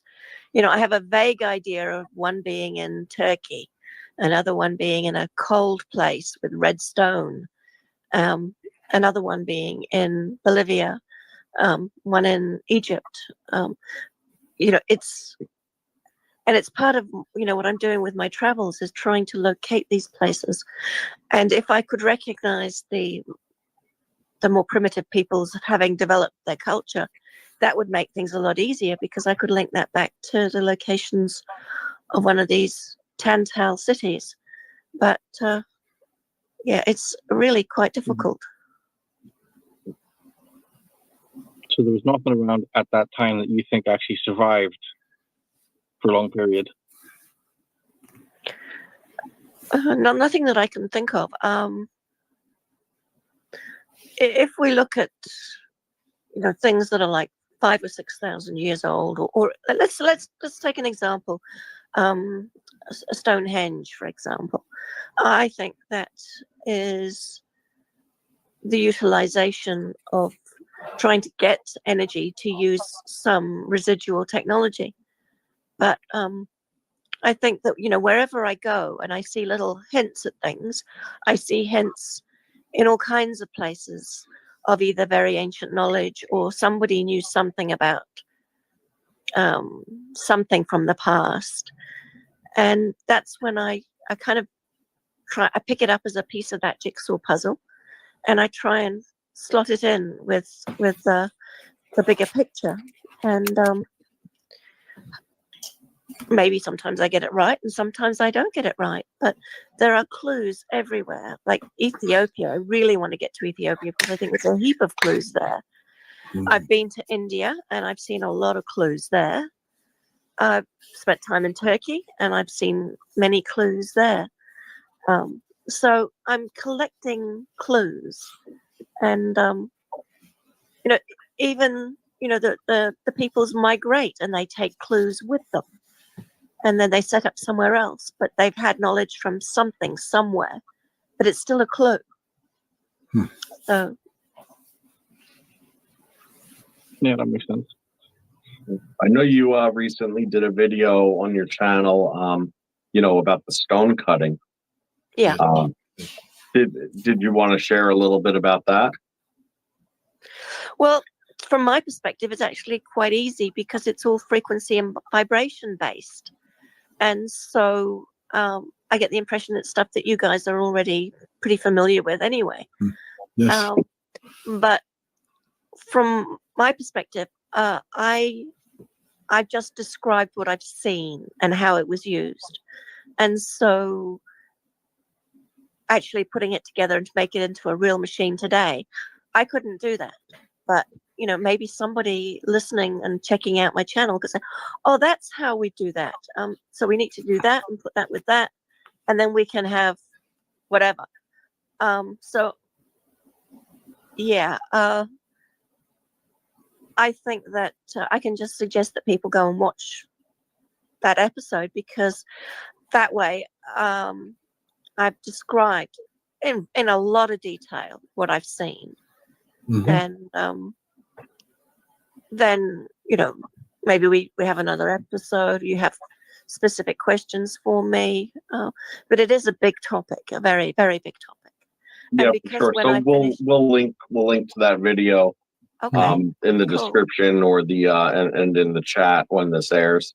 That way everybody could go check it out, and we would get the community kind of involved and engaged. Maybe somebody wants to try to crack that code. Yeah, no, that would be great. And if we could work out that combination of frequencies for different things, and as an example, rock cutting, that combination of frequencies, then that technology would just suddenly unlock to us and become easy. Well, so we have somebody on the channel that has a method of measuring the resonant frequency of a given material. So by knowing by knowing the resonant frequency of a given material, being half the battle. Yeah. Have any of you broken an arm or a leg recently? Sounds as if I'm going off topic, but I'm not. When you get your cast cut off these days, they use vibrational technology, so they can't cut you at all. But to watch it happen, it was exactly the way it looked in my dreams. And I'm like, my mum broke her arm before I lost her, but when we went to have her cast removed, and they're showing me the technology and using it on cutting the cast. I'm like, my eyes are like on stalks because I'd seen it before. I'm like, wow, we've actually got that now. So Hypersonic oscillation. yeah. That'd do it. And I'm like, wow, that's so good. That's so good to see that, even in that sort of form, it's a start. We're getting to the point where it's not going to be a massive jump from there to this vibrational frequency technology. No, it's very close, I think, a little bit. One thing you didn't mention in that video was the alloys or possible alloys. Can you say anything about that? Well, in terms of the alloys, I can just go on the color of them. So, I don't actually know which metals made up the specific alloys. I can just guess at it based on the colors of the metal.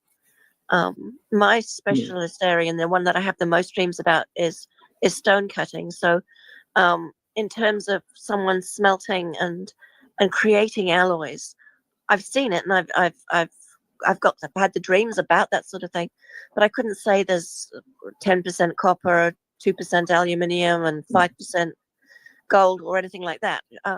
I can just say what colors they were and what they looked like. What colors were they?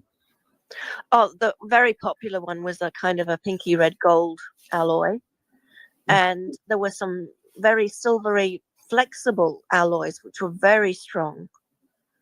And Okay, in the images that I made and sent to you and Nathan, they showed it as a sort of gold ribbon. Is that the one that was pinkish red, or is that the silver one? Or oh, I'm sorry, I don't remember which one that was. And Nathan, do you want to bring those images up? I'm looking. I showed it as like a 1-inch ribbon that was cutting the smaller stones, the like 2 foot by 2 foot kind of stuff. Oh yes, I know what you're talking about now. You're talking about we're back to stone cutting. Yeah, right. Yes. No, that wasn't metal. I don't know if that was metal or it was some kind of. It felt like it was a kind of a paper, but I suspected that it was some kind of metal. Right. But I couldn't tell you what it was. Wasn't a wire. It wasn't a wire. No, it wasn't a wire. No, It was more no, like it a looked ribbon. like paper. It was definitely. It was thin like paper? Yeah. Okay. Did it have to be dull or sharp, or did it matter? No, it wasn't sharp at all.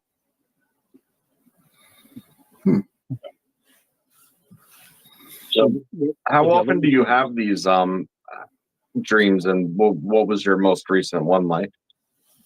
Well, most of my dreams are very mundane. I am growing tomatoes, or I'm going for a walk with cats, or but in the ancient times, in the ancient world, or I'm just walking along an area between one of the universities and something else, or I'm talking to a friend.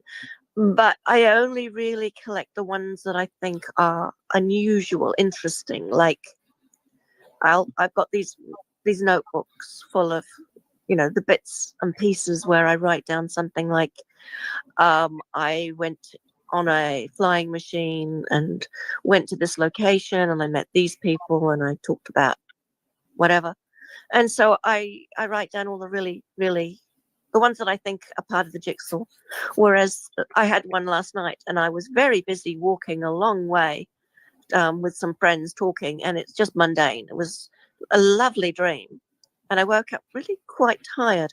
But it wasn't anything where I got any extra information or anything. So, but I have literally so many of these journals full of this information that I'm working my way through trying to put this stuff together. But yeah, I have the dreams regularly, and last night was a nice one, a nice mundane one, and it's like I go to a whole different world and then I come back again in the morning. Yeah. And when you enter into those dream states, like does it feel like the length of like what a regular dream would be, or does it take up what otherwise would feel like years?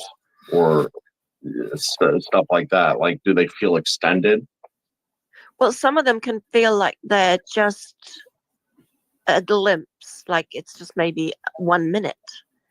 And then others feel like it's gone on for months, like I've been there doing something for ages and then I come back out of it. So it's really very different. I can have very, very long ones in a very short period of time, and I can have very short ones. So it doesn't really make much sense in that respect. The friends you were working with in last night's stream, do you remember anything about them? Sorry? The friends you were walking with in last night's stream, do you remember anything about them? Like, were they work colleagues or family friends or something like that? I think they were friends. There was 3 of them. There were plenty of trees around and a lot of laughter and yeah, just a nice kind of lifestyle thing. I don't remember any food or anything else, but other than the walking. Do you know if But on that note, I think we're going to have to, wind it up. Maybe we can do another one sometime again if you're interested. Absolutely. Oh yeah, absolutely. Sounds like we're Cool. only starting to scratch the surface. Yeah. Yeah. In fact, when I look at my journals, I know I'm even only starting to scratch the surface, and I think how I'm in my 60s now, and I better get on with it because I don't want to pop my clogs before I've got through them all. Yeah. I feel like you have, if you organize all this stuff into like some kind of coherent, sequence and stuff, you could really put together like a hell of a book, Yeah. Really. I'm actually in the process of writing a few books. I Amazing. don't know why I want to write more than one book at one time. It's one of those stupid things, but I get onto one subject and I'm going at it, and then I've realized that I'm deviating, so I remove that piece and I put it in a different place, and then I start working on that, and I'm actually working on 3 books at the moment. Isn't that's just silly? That's But so cool. yeah, No, it makes sense. one of them's close. One of them's close to being published. That's awesome. Well, we look forward to that update. That's for sure. Absolutely. Okay. Cool. All right. Well, let me know when you want to do it again. Maybe in a week or so. Okay. And yeah, I'm more than happy to talk to you guys again. Well, thank you very much. Hey, thanks so much, Appreciate Liz. everything. It was great talking. That's a pleasure. Thank Okay. you. Bye. Bye.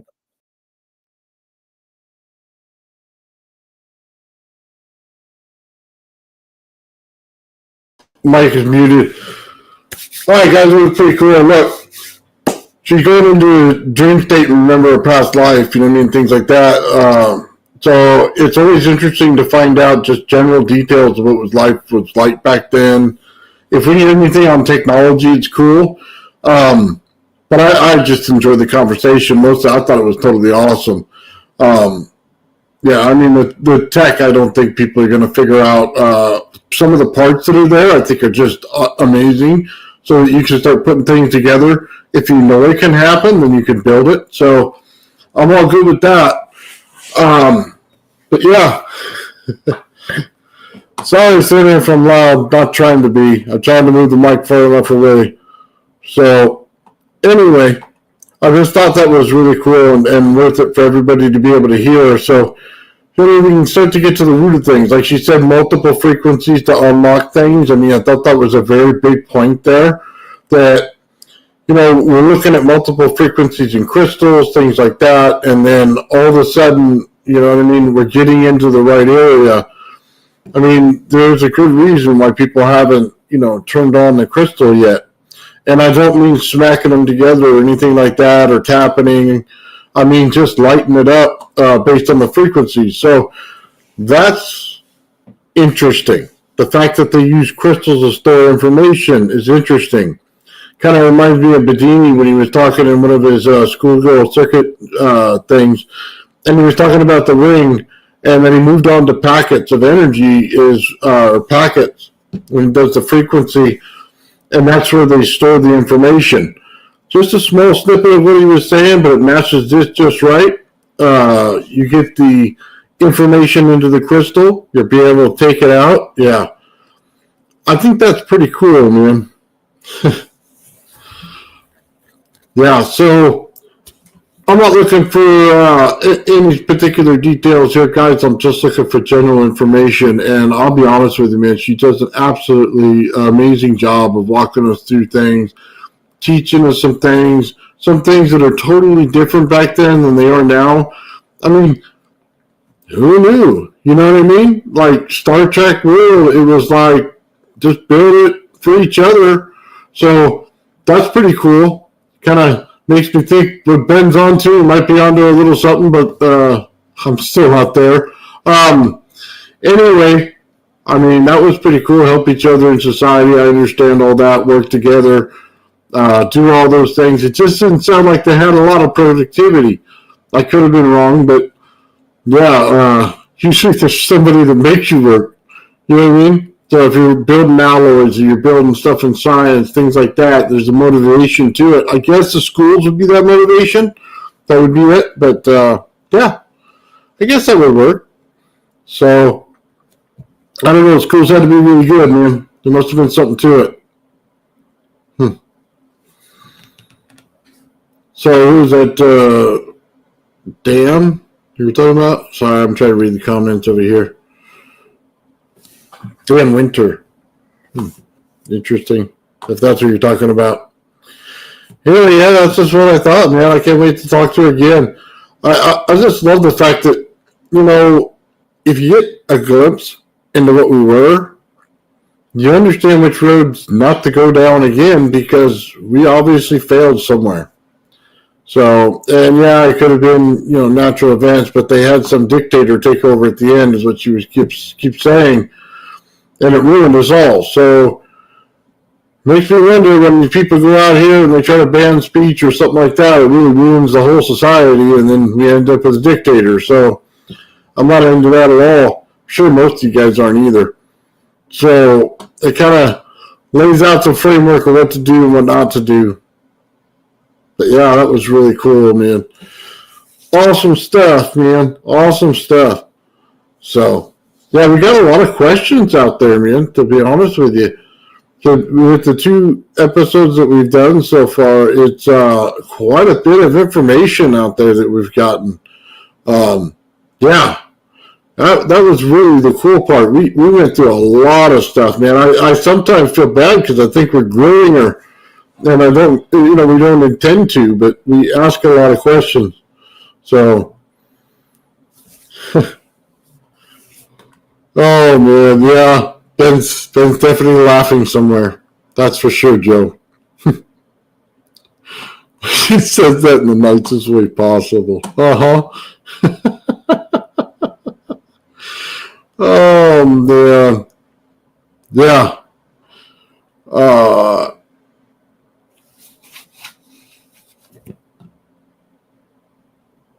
Yeah, so sorry, I'm reading comments again, guys.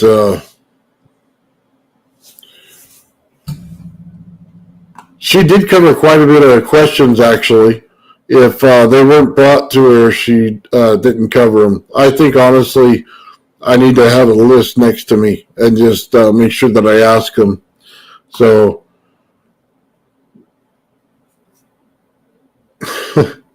yeah, sorry about that, guys. So that's my failure, not hers. She answered everything we threw at her, including the poo question, man. I mean, I'm sorry. I got to bring it up. But anytime you don't have to go down there and sit on the throne, you know what I mean? And it just turns into energy in your body. Absolutely amazing. I mean, who'd have thought you'd get that? Never have to go to the throne room. You know what I mean? That's amazing. And then what's even better is they could have this royal chair and it could be a crapper. Hey, look at our fancy golden chair. It's really there so you can take a poo. I wonder where they hung the toilet paper off of that thing. Or they probably had servants over there with rags. Oh man, that's bad. I'm sorry. I apologize. I shouldn't say that. But that's about how the culture would be, wouldn't it? I mean, crazy, man. Crazy. Oh, dude, that's so bad. Oh, you just wonder, man, what goes on in Asian societies if they don't have a lot of structure to them. Everybody's just kind of doing their own thing, huh? Yeah. You recognize something from the old country, you know what I mean, and find out that it was the throne. Oh, better tell Joe which one it is so he knows where to do his thinking.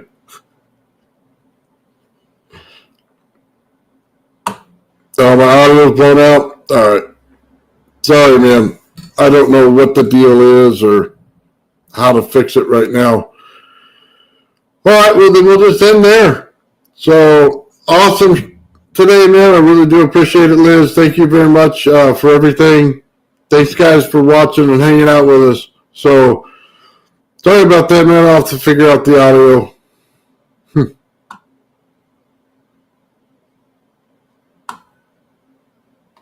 Old man builds, the old man builds. The old man builds is broken in the head. People not seeing reality has put them in the red. Where conscious and spirituality been stricken from the norm and replaced with the ignorance of basic magnetic form. The geometry of God keeps running through his head. That's what makes old man builds broken in the head.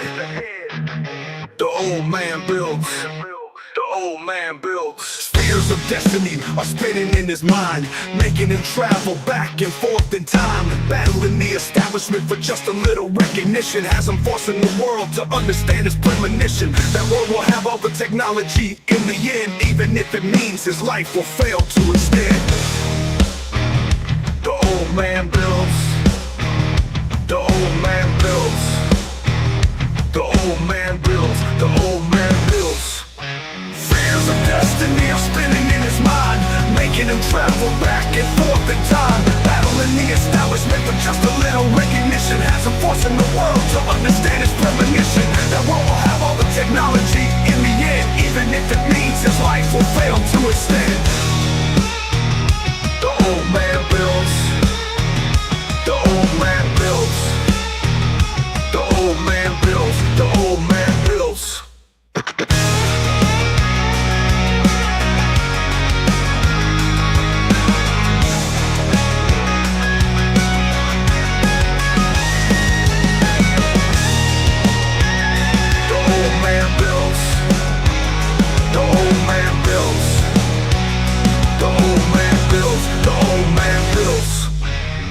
Fears of destiny are spinning in his mind, making him travel back and forth in time, battling the establishment for just a little recognition. Has him forcing the world to understand his premonition. That world will have all the technology in the end, even if it means his life will fail to extend.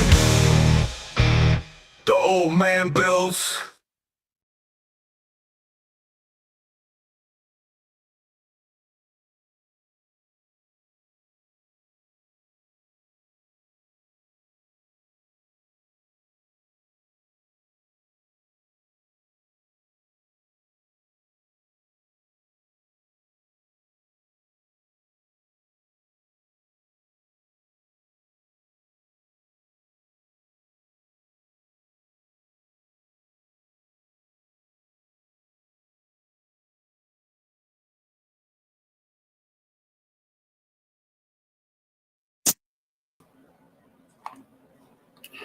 All right, Joe.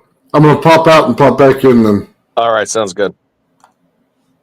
Holding down the fort. That's what I'm doing. All right, cool. Hello, everybody. Happy Friday. Okay, did that do it? It does sound better to me. It does sound better? Yeah. See what the chat says first, though.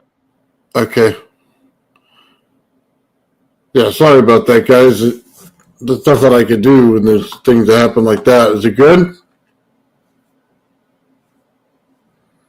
Somebody put in the chat if the audio is good, please. Just because it sounds good through StreamYard, I want to make sure it sounds good on YouTube. Does it sound better? Okay. All right. Sorry about that. All right. I'll catch you guys tomorrow. Thanks, Joe. All right. Okay, let me fix this right here. All right. Sorry about that, guys. Sometimes, man, technology works against you. So, yeah. Okay. Yeah. I don't know what happened there. So, I'll just edit out that end sequence a little later. Yeah. Okay. So, yeah, it was awesome, man. I love talking. Anything ancient, man. I get stuck in the story. You know what I mean, of what's going on there and how things are working and stuff like that. So, it's really cool. So, yeah, I love the fact that she provides details like it's vibrational technology, resonance technology, stuff like that. That once you get into that, it changes everything. And it makes some of the stuff that we're into now, like fossil fuels and stuff, irrelevant. It really is unnecessary for life. So, yeah, that's what's cool. You know what I mean? Live off the land. You get plenty of food and things like that you guys, you know what I mean, do on your own. Everybody helps out. I'm sure there's got to be more structure than everybody just switching out jobs. There's got to be like, hey, we still have a harvest to get done. We have to make sure we provide for people, you know what I mean, for regular stuff. I'm sure all those things still exist. But, yeah, I think it's really, really cool. You know what I mean? What we learn from the ancient stuff. The fact that in the beginning she was talking about the new things in Egypt and the fact that they found those pillars going so far down into the ground, that was really cool. So, I mean, where does this technology end with them? I mean, digging that far down, getting into bedrock, things like that, going into the water table, that is not a civilization that barely learned how to read or write or things like that. That's a civilization with some technology. So where we saw some of it, you know what I mean, everywhere all over Egypt, we know it's there now. You can't deny that once they find something like that. What would be nice is if they tunneled over to it and then could verify what it actually looks like without destroying anything. That would be really cool. It would give some, just perspective on everything that's going on there. So, where's the resonance happening? Tuning forks don't work in the ground, but the frequency of the ground does work. So, is there something more with the water table down there? Was that how they transferred energy all over the planet? They pulled it in from the atmosphere, went into the pyramid, came down to the water table, and transferred it. Just like Tesla was going to do in his tower. I mean, the rod that they have in the center of that tower at Wardenclyffe tells you that exactly is what he was doing. So, and it branched out several rods in different places, putting into stone, all that matches Wardenclyffe. So, if Tesla got his inspiration from the Great Pyramid, then it makes perfect sense here, guys. So, yeah, we can dive into that some more, man. I did the AI voice for the Wardenclyffe Tower, and that's on the members. It'll come out to everybody else probably tomorrow. But that's really cool too, man.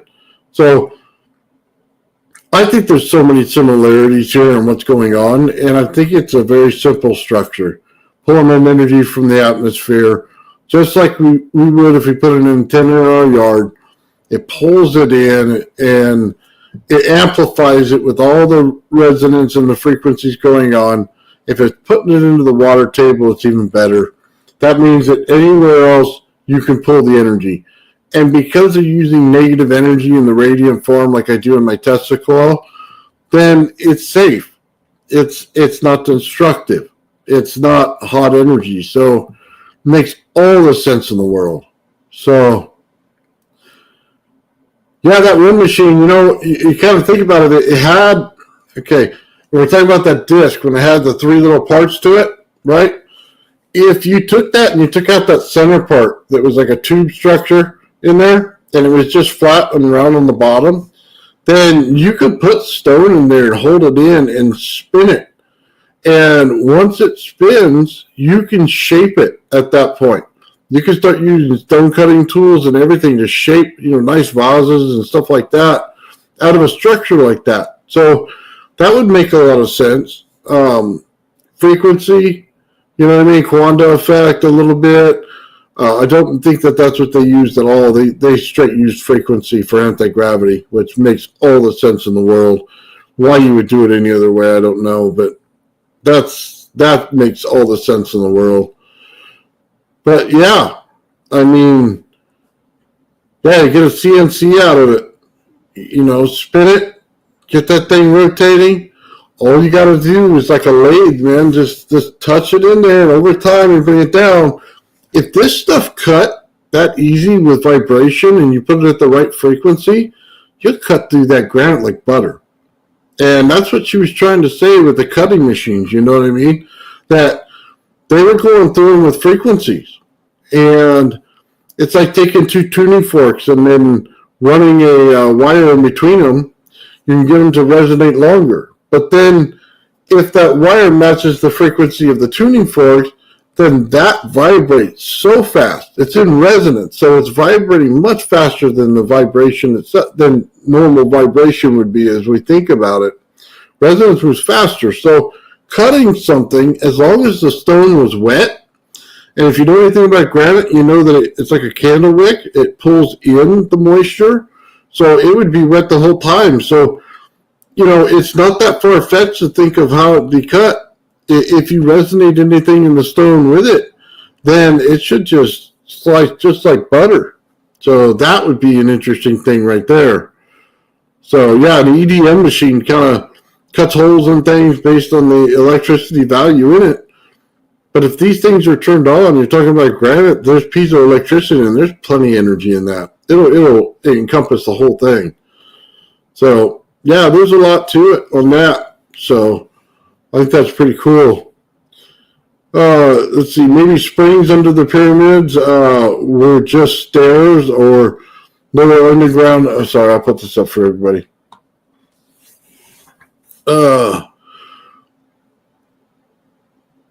Too live in a pole shift happened. No protection from the magnetosphere. Okay, so there are other structures and that are built in the bedrock like that. And I remember it was a big structure, big staircase coming in front of it, and it might have been in India. They dug it down pretty deep and put it into the ground. And I'm talking, 30, 40 feet into the ground. They tried to say it was for earthquake protection or something like that. Being in stone, I don't buy that as much because it would break apart and shatter just like everything else. It had to be for something else. So it could have been a vibrational technology right there, pulling the resonance frequencies of the earth. The closer you get down to the bottom field in the earth that's beneath our feet, the more energy you can find and the more frequency you get. It could have just been their way of transferring the energy from the sky to the ground. And then you were able to use the stuff in between without any harm. So that's what earthquakes do to the ground. Earthquakes worry me. They shatter a lot. I live here in California. They start breaking everything.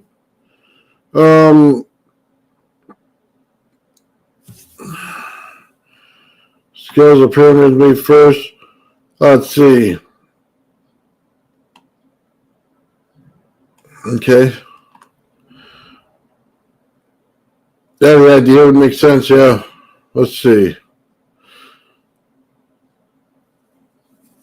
Elizabeth April remote reviewed the pyramid energy and said there were 3 stones powering it, for 1 positive and 1 negative, and at least 1 I'm not sure. Well, that's pretty interesting. Just 3 stones. Like, were they crystal? Were there anything else? Did they any more information about that? It would definitely be interesting. In those Arks of the Covenant that she mentioned also in that episode, she said there was 5 in there, Well, those are frequency machines. There's no getting around that. We know from the LRAD today what's going on there.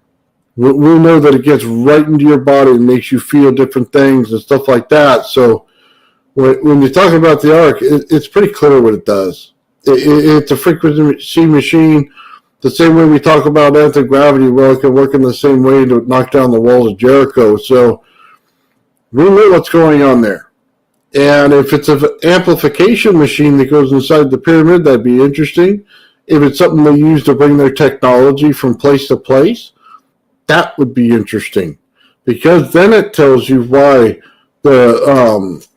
why everybody was bringing it around, how they put the rods through it so that it wouldn't electrocute themselves, but they were able to bring their technology from place to place to place. That will also make a lot of sense. So, let's see. If the magnetosphere collapsed, no protection from the sun, yeah, so could they run it in reverse? That'd be interesting.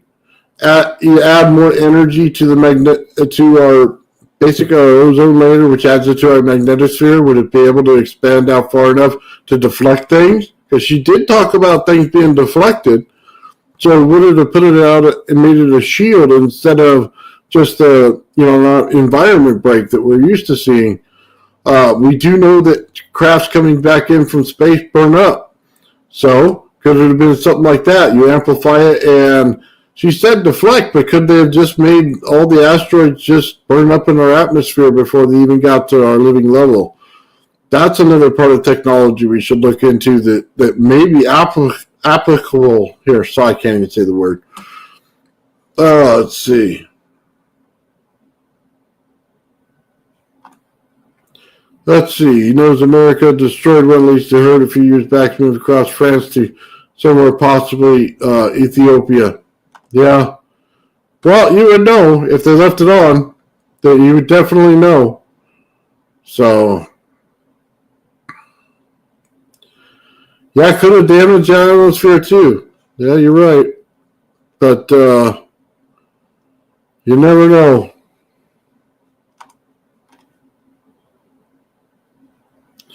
Momentum conservation, yes. Yeah, it's kind of interesting. I mean, you got to be able to pick out the little tidbits of information here and there, and be able to put it into some kind of coherent thought when it comes to technology. Because a lot of this stuff, you really have to think about what they're using it for. You know what I mean? Because you can see the cause and effect if you're there and you see it and you witness it a little bit, but it doesn't mean that's the end of the technology there. It means that there was something else bigger going on with that stuff. So, yeah, it's pretty important to learn those little details of where they had it, when they had it, things like that. And then the fact that when the dictator guy took over, we learned this in the first episode, that he ultimately, in the end, kind of failed. And there was some technology that Tahoot had that he didn't have. So it kind of tells you that maybe all of them were not as advanced as we think. Maybe it was just the hierarchy that was advanced and everybody else just lived free.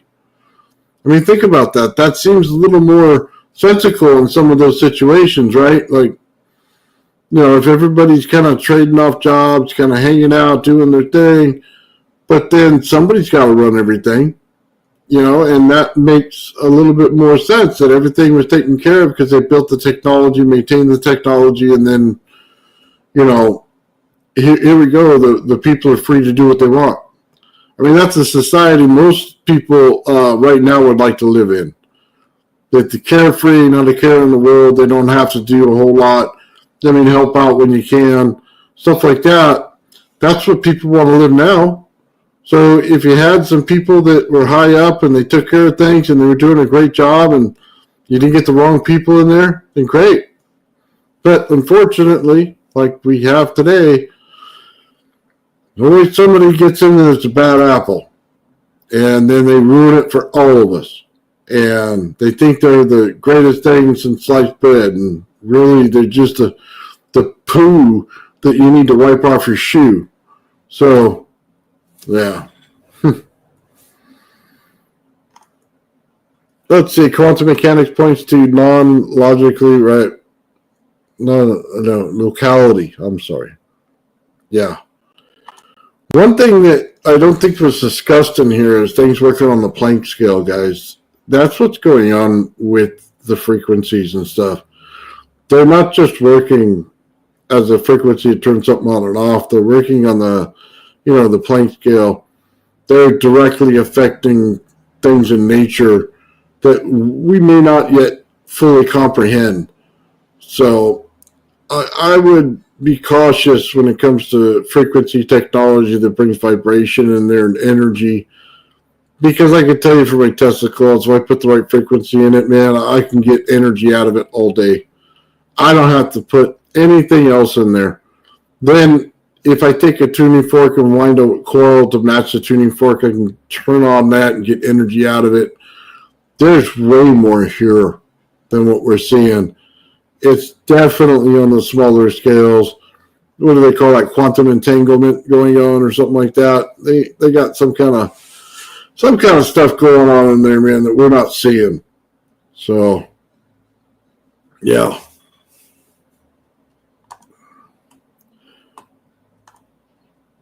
Yeah, they do, which is proven too. Yeah, look, this isn't hard when you look at it, man. Yeah, they have better technology, and it allowed them to live in a clean environment. So, and as we saw, we heard the capabilities of it. If they're deflecting asteroids or destroying them, something like that, then they definitely were ahead of us. If they were messing with the magnetosphere, they're way ahead of us. The fact that they built the pyramids and all the different ways that can work to bring its energy, Tesla told you how it built your energy. He proved it out. There's no question about it. They were way ahead of us. So we think that we're smart because we have TVs and things like that. But when you have vibrational technology, do you need it? I mean, do they need to do a whole lot more? You just live there, paint, you know what I mean? Go over and grow tomatoes, do what you want to do, luxury lifestyle, hang out. I mean, the simple life. So, yeah, way ahead of us. I'll just tell you that right now. From all the technology we have, it's great, but it's nothing compared to that because they're messing with the actual nature of the universe, things like that. So, way ahead of us.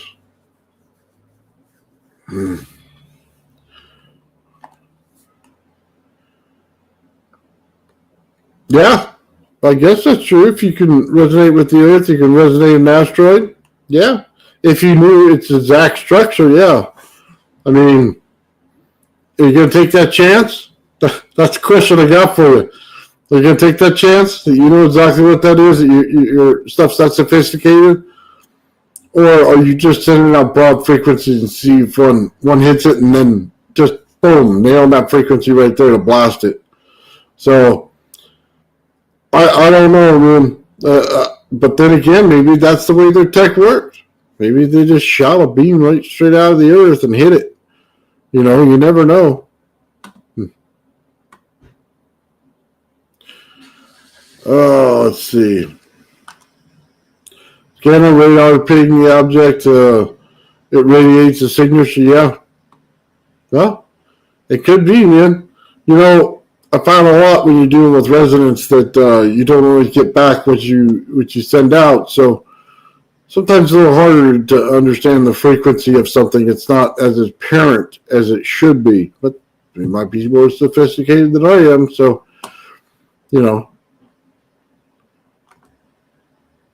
Yeah, the 7 keys of higher levels of geometry. Let me just tell you something right there. That geometry matters a lot. For those who don't use it, you should. It matters a ton. We were talking to Sean about his Tesla coils and Ian, and they were doing them. And they would build a coil this size and then build one in a cone shape. Cone shape was way more powerful. Yeah, there's a lot to that geometry. I had somebody in the chat a while back that said, "Oh, geometry doesn't matter. You just build it." You know, that's the perspective of somebody who hasn't built it. That's what that is. That's somebody who's just looking from the outside in. They don't see the uses of it because they don't understand how it works. So, but I know all you guys out there do. So, geometry is the way to go. Yeah, absolutely. Yeah, it focuses. Okay.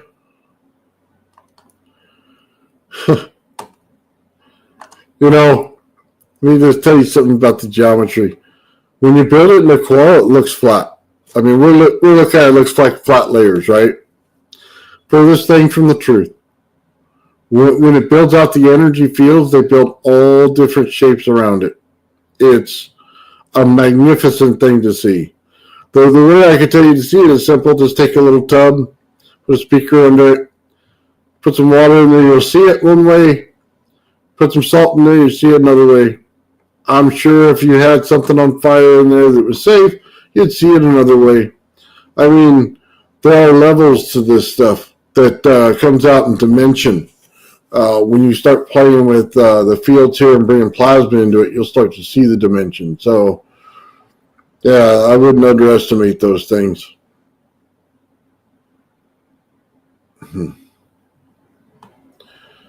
Let's see, hourglass shape. That's interesting.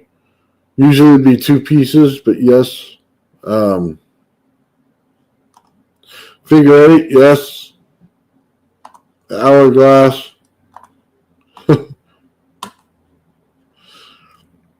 Yeah, so one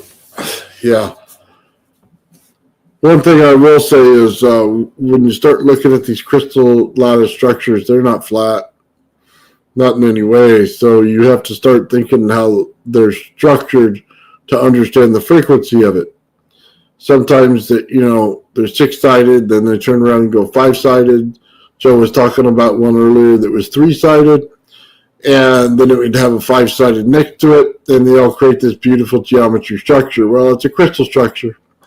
So, as you get in there, you start vibrating this stuff, man. It makes all the sense in the world why they're crystal. You just have to learn to turn them on the right way. And it makes all the sense in the world why the staffs in Egypt were crystal. They went down to like a tuning fork on the base, and now we know why. Because they definitely got frequency there and understood it and resonance and things like that. Let's see. Let's see. Testes used to put a lot of grounding coils under his devices and had done some testing, and the ground was really long. Okay. Yeah, when John comes on, right here, John, when he comes on, he can go over that tower, and it's pretty interesting, the stuff that's in the ground there. So, yeah, that's going to be really cool. John, whenever we're available, maybe Monday, if you want, we'll do it at 2 o'clock, kind of like we did last time, same time. If you're available that day, man, it'd be awesome to have you on. So let me know. But, yeah. There's a lot more, once they saw those things under Egypt, those pillars that go down, and then we see Wardenclyffe, the way it's built and how it goes down, you're going to start to really tie some things together now. So, right on. I'll imagine that says sure. Yeah, cool, man. So I'll send you an email in the morning on Monday, and then we'll set that up. Cool. Yeah, but we're getting there, yeah. Donut state structures, oh, man. John has a good one. I'm going to let him present it, though. He has a real good one. It's, you ever seen that donut state structure in the glass that they have? And you could see it, hanging out like a little turtle donut. Well, he got some pictures of some by a volcano that are natural. So that's totally amazing. If you guys watch Bob Greenyer, which I'm sure most of you do, then you understand his sacred geometry he always talks about, and it's harmonics. It's the harmonics that put that together. So, yeah, That'll be cool. Yeah, they love gold. Yes, they did. Gold and resonating experiments, yes. Absolutely. It does different things. We always think of copper and we see the outcome and we think we can predict everything. So far from the truth. Gold has a different value altogether to it. So, triangular sides converting it to a point forming 3D pyramids or cone function, natural feel. Okay. Focusing, directing energy towards the apex. Yes. Well, see, that's the thing. Is it directing it to it or taking it in? I mean, think about it. Think about Tesla's radiant energy patent. He took in the energy from the atmosphere and brought it in. So, is it shooting it out? No, look, I have no way to think it's shooting it out to a spaceship. Okay, so I don't know about any of that. Whether it was, shot it out to the magnetosphere, yeah. But, things like that, yes. Okay. They always say it's like a gold thing at the top of the pyramid. I don't know that it has to be honest with you. It'd be cool. I don't know that it has to be. I think they had different ones.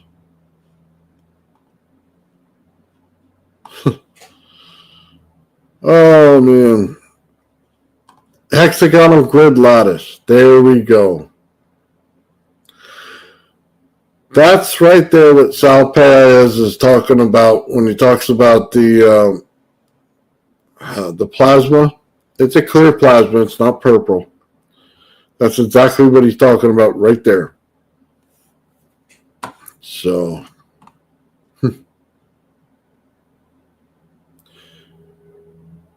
yeah, ionosphere. Yep. What's up? What's up there, Jarvis?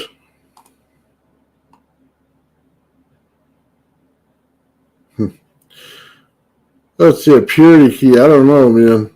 What about that? Let's see.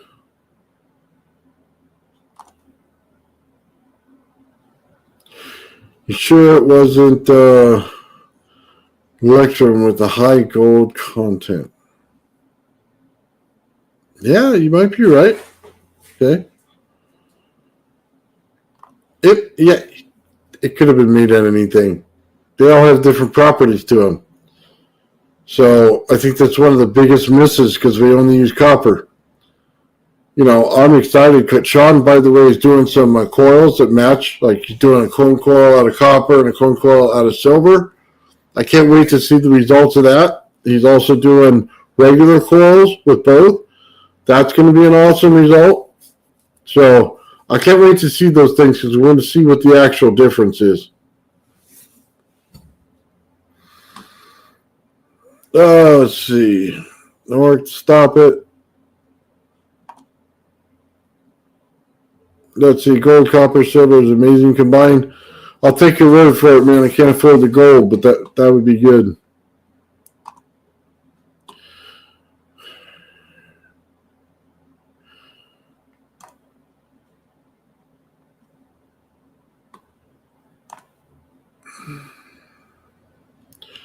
They called it, I can't say the word, sorry. Elistrum? Elistrum. I got that wrong. I know I got it wrong. Let's see. Oh, Stefan's getting a 3D printer tomorrow. Which one did you get? I got like 10 of them in. I sold a couple off. I still got a bunch. I set up a wall over here to my side, to do like 8 printers. I thought it'd be cool to just have a bunch of printers and run them off until I saw the electrical connections you have to have for all of them, and then it sucked. So I was rewiring stuff just to get all that to work, and set it up, and then I thought, oh, well, let's go super fast, and yeah, that sucks too. I prefer the stock printer now as much as I can get it, so I can just replace the parts quick and easy, and they work great. So,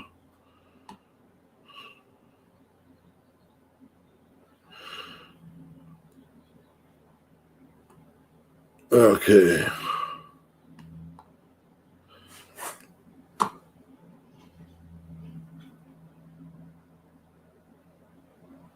I know that when you put the light in the crystal, it spreads out everywhere.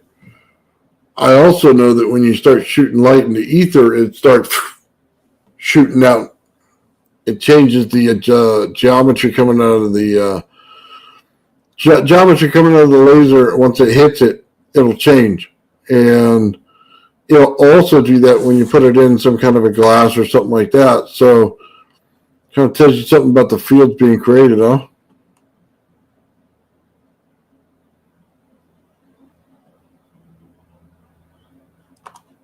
Yeah, lens is light. There you go. Lens is light.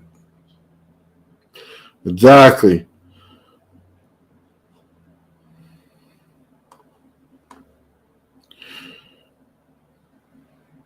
An airbrush? I have an airbrush. I haven't used it yet. I bought it over a year ago. I haven't used it yet. To be honest with you, I think I was going to paint something and I never got to it. So many downtimes I've been having lately, you know what I mean, with just health problems. I haven't been able to finish my work. It sucks. So, just mixed gold and silver, huh? Interesting.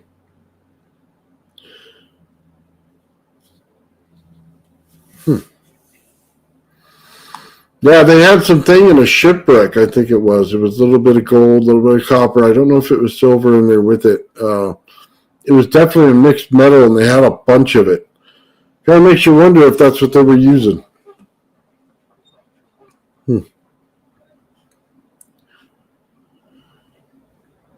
All right, guys. It's been 2.5 hours. I am going to take off this time. I'm not going to play the song or anything. I'm just going to take off. I want to thank everybody in the chat for hanging out with me and listening to me and interacting with me, man. It's been awesome. But, yeah. Everybody out there, have a great day. I'll see you guys tomorrow morning around 10. If you guys want to hang out with me and Joe, I don't know what we're talking about yet, but it's going to be cool. So, yeah. All right, guys. With that said, have yourself a great night.